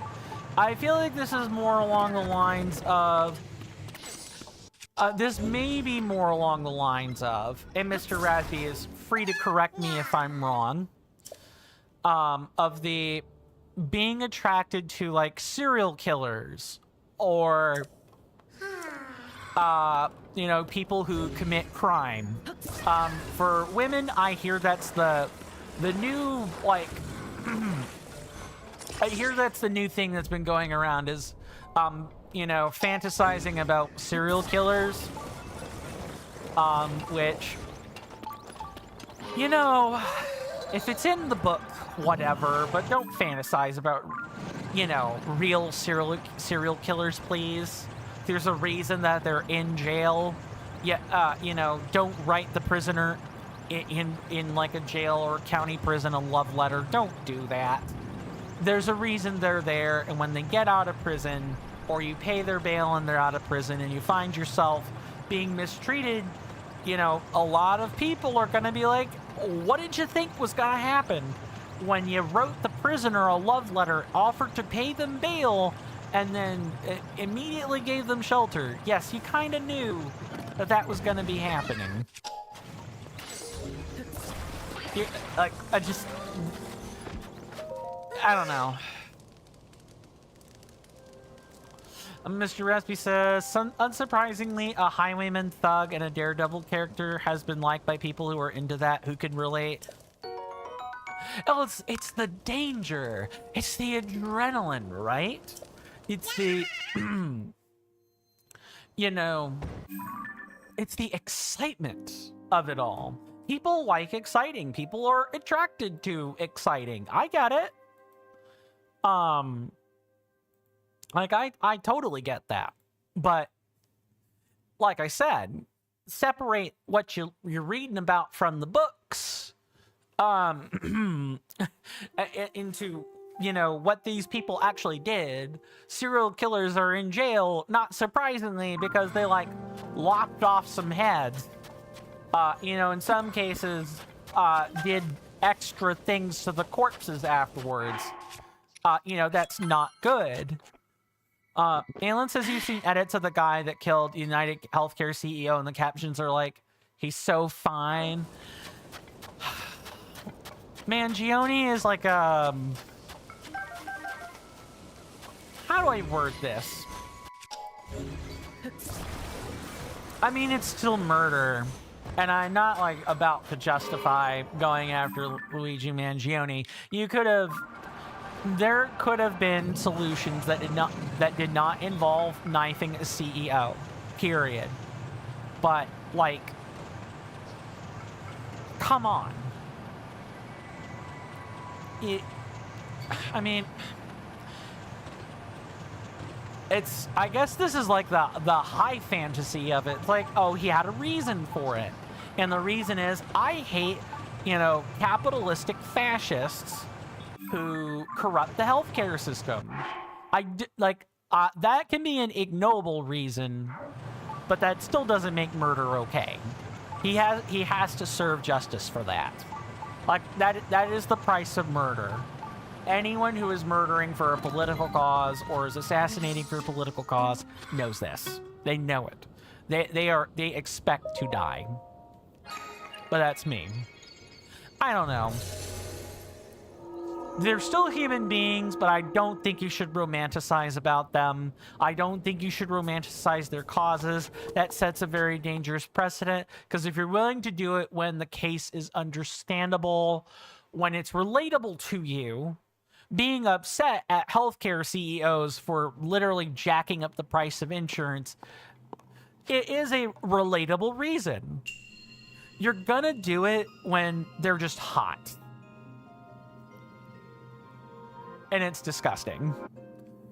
Mr. Jason says, you were in your local supermarket and there were loads of knife holes and boxes of breakfast. I think a serial killer is on the loose. I needed that levity. Thank you. Mr. Jason, oh no, I'm sorry. Alan says, exhales deeply. Mr. Espy says, holy crap, Luigi, does Mario know about this? I'm afraid not. Alan says, so what are war heroes? Kind of the same thing. I mean, relatively speaking, that answer is probably going to differ between, you know, pro-military and like anti-military people. I'm neither. I've done my research. I'm not an uber patriot. I'm not someone who's going to sit and say, you should thank veterans for their service. People in the military can be pawns and tools too. And it's important we do not excuse the things they've done in the name of following orders. The Geneva Convention is very much written with stuff like that in mind. But I do think it's important to say they put themselves in situations that we, quite frankly, just don't. We don't go out and risk getting ourselves shot. You know, no matter what that reason is. You know, a lot of them sign on to try to do the right thing and get asked to do the wrong thing. It's a very difficult position to be in. And that service doesn't really help them. It doesn't help your war heroes. It doesn't help, it doesn't really help anyone better their lives. Mr. Jason says the jokes have been spaced out pretty well today. I agree, Mr. Jason. I think there's a nice pace for them. Alan's like, I love how Canada after World War I was like, hey everyone, we finished that list you gave us.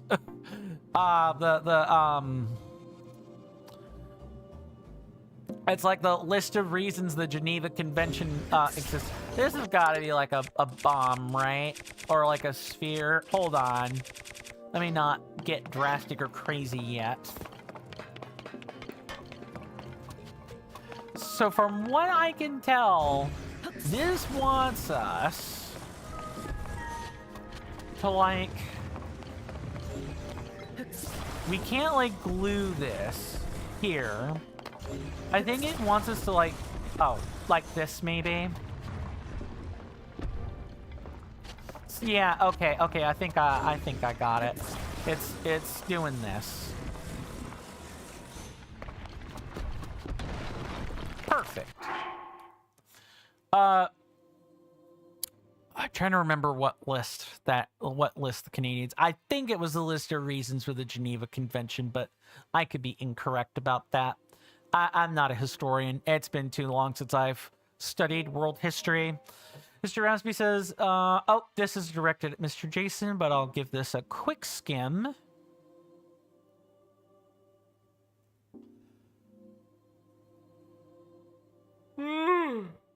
Sorry, I should have muted my mouth there. Hopefully that didn't spread to anyone else. Mr. Jason says to solve this, you have to get the ball rolling. Indeed.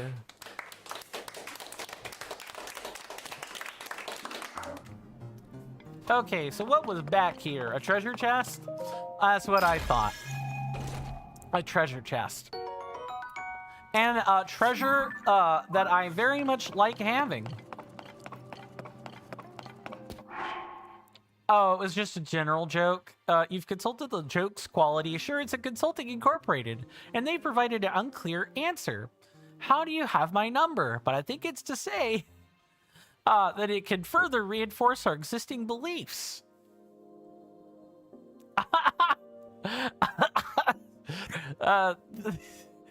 Text spam here.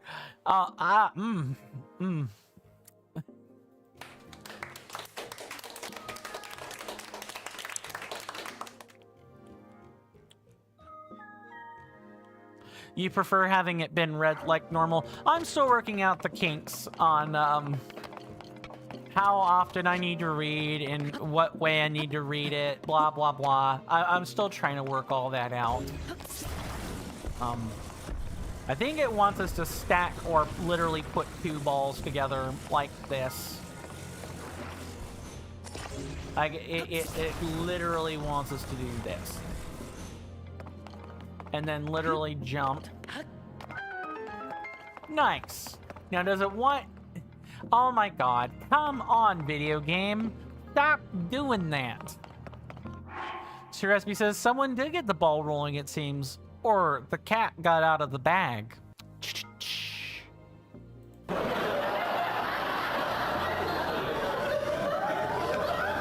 Mr. Raspy says, how about this? A directed text is read. Further directed texts within that time frame are not read. Maybe. Yeah, maybe that might be reasonable. Alan says, I totally didn't laugh when you fused the balls together. Ah! A real knob slapper, that one. In fact, I think it might be asking us to do something like this. Possibly.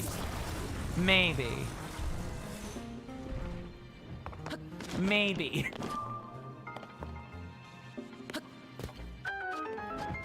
You know, that is a hackney solution that probably works. Moving the spheres. Yes, and the more PG-13 version, moving the balls.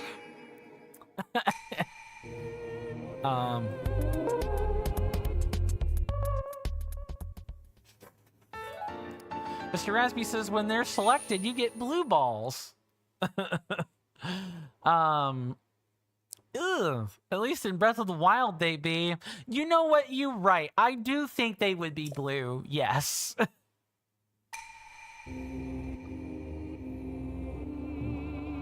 Alan asks, or says, I was about to ask if you were colorblind. Who, me?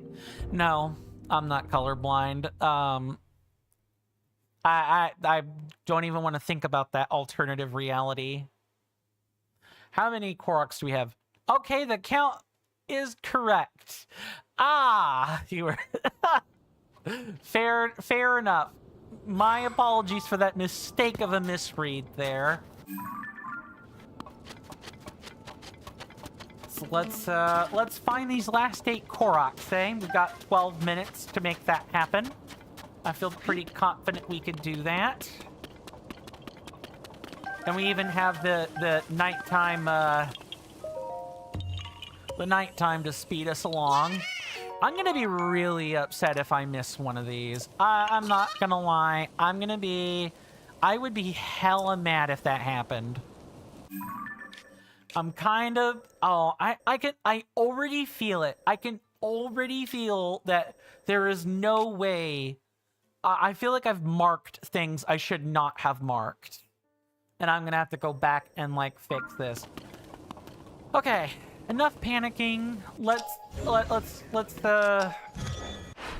which is what that breakout was, or what that crash out, that like soft crash out was about. Stresby says, let's spend 30 minutes talking about that possibility. Good idea. No, let's not, please. Let's see, this next one's like over here. Alan says it would be funny if you crashed out. Well, Alan, if you stick around, you might get to see it. There is a decent, moderately high probability that I missed a Korok somewhere, which is par for the course, I might add. I missed 15 toward the end of the game in Breath of the Wild, and I had to really go out and find those last 15 suckers. I really had to go out and find them. I hated that. Sir Esby says, do you need a Korok Hitman? No, I don't think so. Oh, is this a... No, okay. Alright, I need to find where this is. Mr. Esby says, or Button Man, rather? I don't think so. MV game. Oh, I didn't know that was an emote. What is that? That's gotta be like someone's face mixed with like the Migusta. Ah, there we are. There's the gold ring I was worried about. Look at all this, like, I actually think it's kind of cool. This used to be like a platform and everything. Now it's a whirlpool, like a quicksand whirlpool. That's kind of cool. Don't forget, we also need at least an hour or two of just chatting with the game as the background. I'm trying not to do that. Alan says, it's just a guy and smiling weirdly. Yeah, he does look like that. It just also looks like the, Migusta face. Like if you took that guy's face, you pulled it out a little bit, you stretched out the chin, and you kept his eyes, but you gave him the Migusta smile. That's what that looks like to me.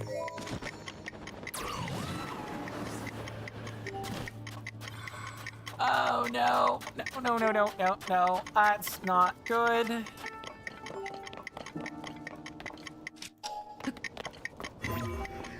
Come on, get up there. Okay, I'm losing time. I need to like move. There. Okay, they kind of expected the little snag up for that. That's fine. Mr. Rasby says, when she says it's her first time, Alan's like, this is me, Kappa Pride, right?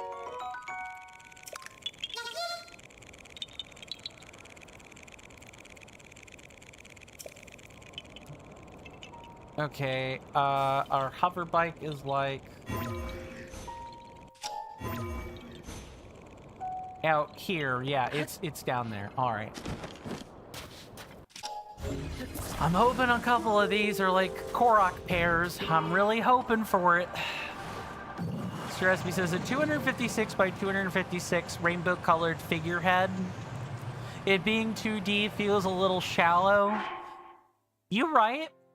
You absolutely correct. It is shallow. It lacks depth. Yeah, 2D figureheads lack depth. What's up, Mr. Jason? Sure, Jan. That was in response to the lacking depth joke. Mr. Jason says, I sure hope you don't end up with $9.99. You shouldn't have said that, Mr. Jason. You really, really, really just should not have said that. And you want to know why you shouldn't have said that? Because that is now the exact number Aelin is going to be asking for, is exactly 999 Koroks. See, I knew it. I knew it. I knew it. There's no way that wasn't happening. Oh my god. Oh god. Oh, there. No, that is one that I've already marked. Gosh. Nah. Well, this will be a well-earned crash out. This is adding to the video essay, I promise. Raspy says, this is why I like Zen Buddhism. That number is random noise. Yes, but one is $9.99 and one is 1,000. I agree. I agree with that, Mr. Raspy. But let me ask you, have you played this game? Have you played it even remotely a little bit? It's okay. I'm not trying to use that to preclude you from or judge you in any way. Just asking. Mr. Raspy says, just don't apply that logic when paying the electric bills. Too true. Mr. Raspy says, you have not. Okay. Let me tell you, when you get to... You would probably just never do this in the first place. I'm going to be super honest. I don't think you would ever do this. But if you were to engage in such a Korok hunt, and it would probably take you at least 4 to 6 months to do this. In Breath of the Wild, it would take a similar amount of time, so it doesn't really matter which game I use here. But imagine hunting around for them, and then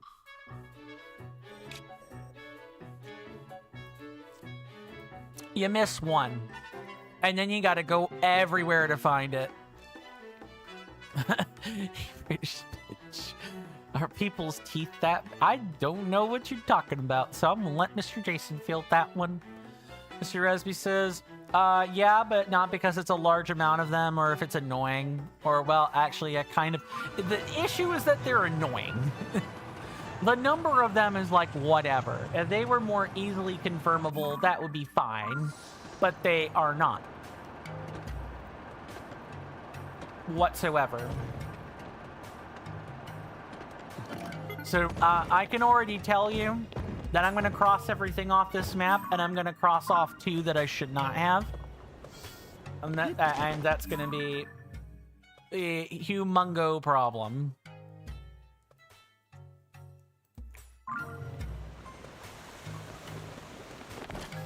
Okay, so we're looking for building, guaranteed. Mr. Resby says, when you had an argument with your dentist, but thought of a comeback, but it's 3 a.m. and the consultation was 2 years ago. Indeed. It's got to be this building right here. No way, it's not. It's... Wait, what? Oh, don't tell me it's in the shelter. Is it gonna be in the shelter? I think it's gonna be in the shelter. I guess I should never plan anything around the Koroks, huh? They've always managed to find a way to, like, just... Like, absolutely flummox me at the end of the day. Stressby says, but yeah, you'd also be pissed if you forgot to mark, and especially if you were to accidentally have a Korok be double-crossed. Yeah. Yeah, really, really grody. I hate that. I already feel it. I already feel it happening.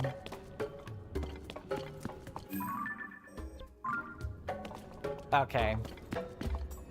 I need to think about this a second. So we've got one of them here, one of them there. Mr. Jason says you saw someone post a message in Tears of the Kingdom subreddit, and they got to 999 Koroks, and you saw that, knew they're suffering, and in your mind received the biggest, most sympathetic oof. Yeah, I feel, you know what? Based on the number on the map, I can tell you how many I'm gonna miss. It's gonna be 998. I'm gonna have missed 2 of them during this process somewhere, and I will have no idea which 2 they are, except to like go find them and then just do nothing. Okay, so where else? This is like, I can't tell if it's like over here toward that side of town or if something else is going on here. Mr. Resby says the Pro Roblox Association appreciates that. PRA for short. Perhaps. I don't know. In my mind, I can't even think about utilizing a joke involving them. Their director has already tried to like get kids to date, and there's so many predators on Roblox, it's not even funny. Alan says, I don't think he's getting all of them today. Oh, definitely not. The question is, how many am I going to miss? Alan, that is the quintessential question. Where is this?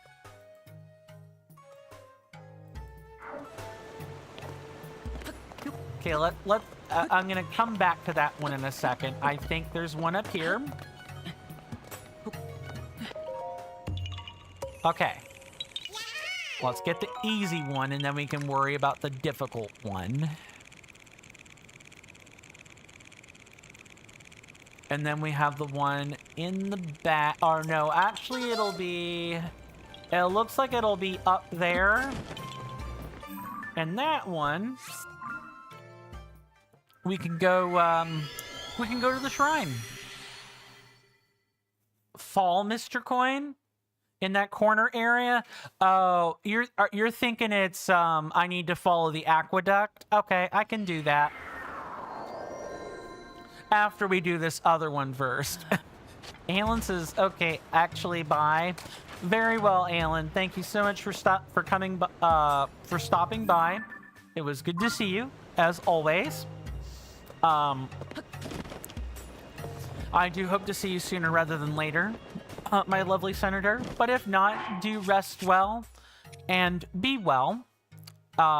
Do take care of yourself and stay safe out there. And we're gonna figure out what the running total is. Sir Jason says you recall it being in the aqueduct. Yeah, I figured that would probably be the case.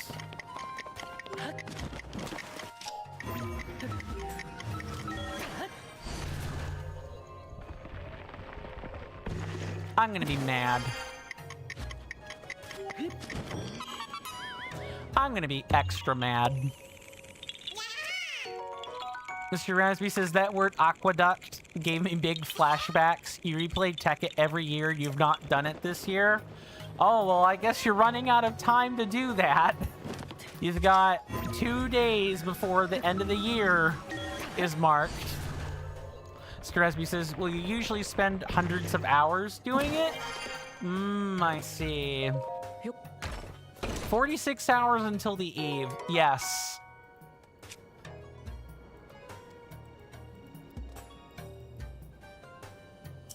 Okay, that can, I'll just pull a random shield out and then take back the other one. Sure.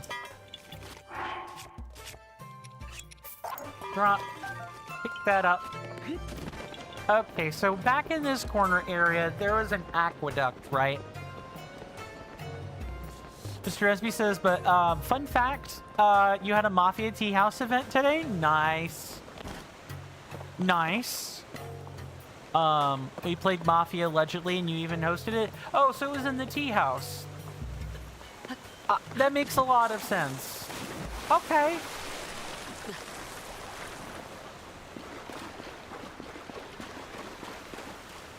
Can't be like here, right? So we fell in the aqueduct. Yeah, the mental health one? Okay. Yeah. Oh, look a little bit harder, Coin, and you'll have it next time.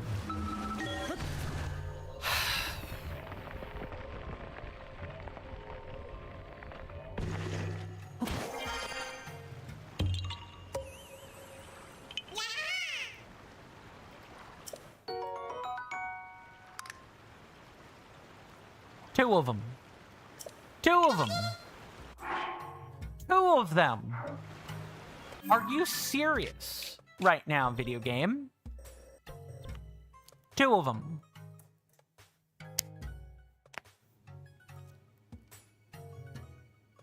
Oh, give it a rest. This is what I like to ask this game. Spill it, boy. Oh my god.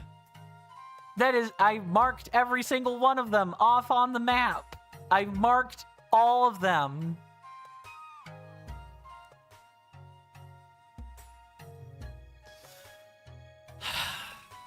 You know what that means, chat, my lovely senators? Because I marked them all on my map, I get to spend the rest of today and a long stretch of tomorrow trying to find any of the Koroks. I get to spend the entirety of the next 12 hours searching all of the lovely grounds, trying to get these last ones, figuring out which two I didn't mark. Right, or which pair I didn't find.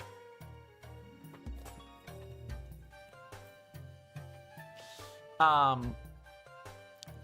Raspy says, imagine if you put your phone app notification be the sound of claiming the Korok. I don't want to think about it. I'm going to be dreaming Koroks at this rate. Mr. Raspy says, wait, Coin, I got an idea. Pretend me and Mr. Jason on Koroks and think about the real Koroks we made along the way and leave it be. No, I'm going to grit my teeth. I appreciate that offer. I'm kind of hamming up the crash out if I'm being honest. I'm doing this for Aelin to watch in case they watch the VOD later. But no, it's just frustrating. It's just frustrating that I've used a map this whole way and I've managed to miss two of them. This will be fun. Mr. Jason says the Nintendo Switch 2 edition would help you to find the last two. Well, I don't have a Nintendo Switch 2. I'm not willing to pay Miyazaki or any of the other execs their 500 quid for their Switch 2, so that ain't happening. I get to do it the old way. Mr. Espy says that's 99.9% accurate. Doing it for Aelin, so reaching 999 Koroks instead of 998. No, I'm not gonna do that. I'm gonna find the last two off camera. I'm gonna mark them. I'm not gonna claim them. I'm gonna mark them. And then we're gonna claim those Koroks in the next episode. Well, my lovely senators and inductees, we did at the very least get to the object of today's thumbnail, and that that in fact was the Arbiter's grounds. So we did do what I set out to do. It just took all day to do it, basically. Mr. Osby says, sure, Grandpa, let's get you the pills. Not the sugar pills. That'll keep me up all night. Wait, I actually kind of want that. Never mind. I'll find the sugar pills. Anyway, my lovely senators, my name is Coin. This has been another episode of The Legend of Zelda Tears of the Kingdom. We got 998 Koroks and only 2 more of them to find. That and quests in the Karakara Bazaar and quests in Gerudo Town are going to be the things we do in the next episode. You guys know all the algorithmic stuff to do in the description. What's up, Mr. Raspy? I can wait for a quick minute while You're very welcome, Mr. Jason. Mr. Rasby says, if I had a penny each time a Korok was missing, I'd have 2, which isn't much. But it's weird that it's happened twice. Indeed.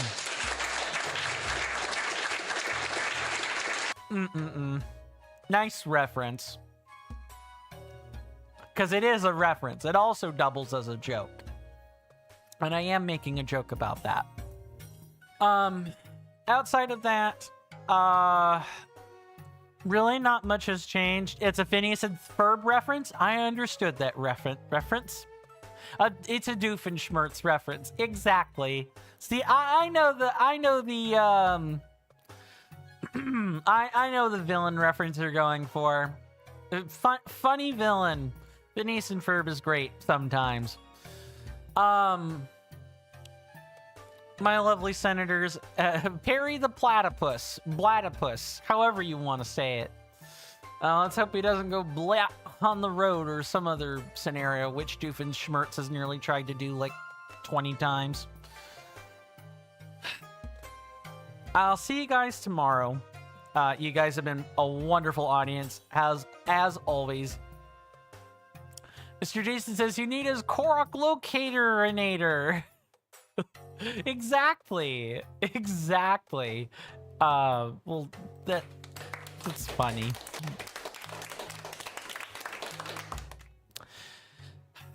My name is Coin, my lovely senators and inductees. Thank you so much for watching and hanging out with me today. Your presence has been much appreciated. We will be back tomorrow with more zany goodness of Tears of the Kingdom. We're outside of the last stage and like some quests and stuff. You know, we're really starting to kind of like wind down our journey.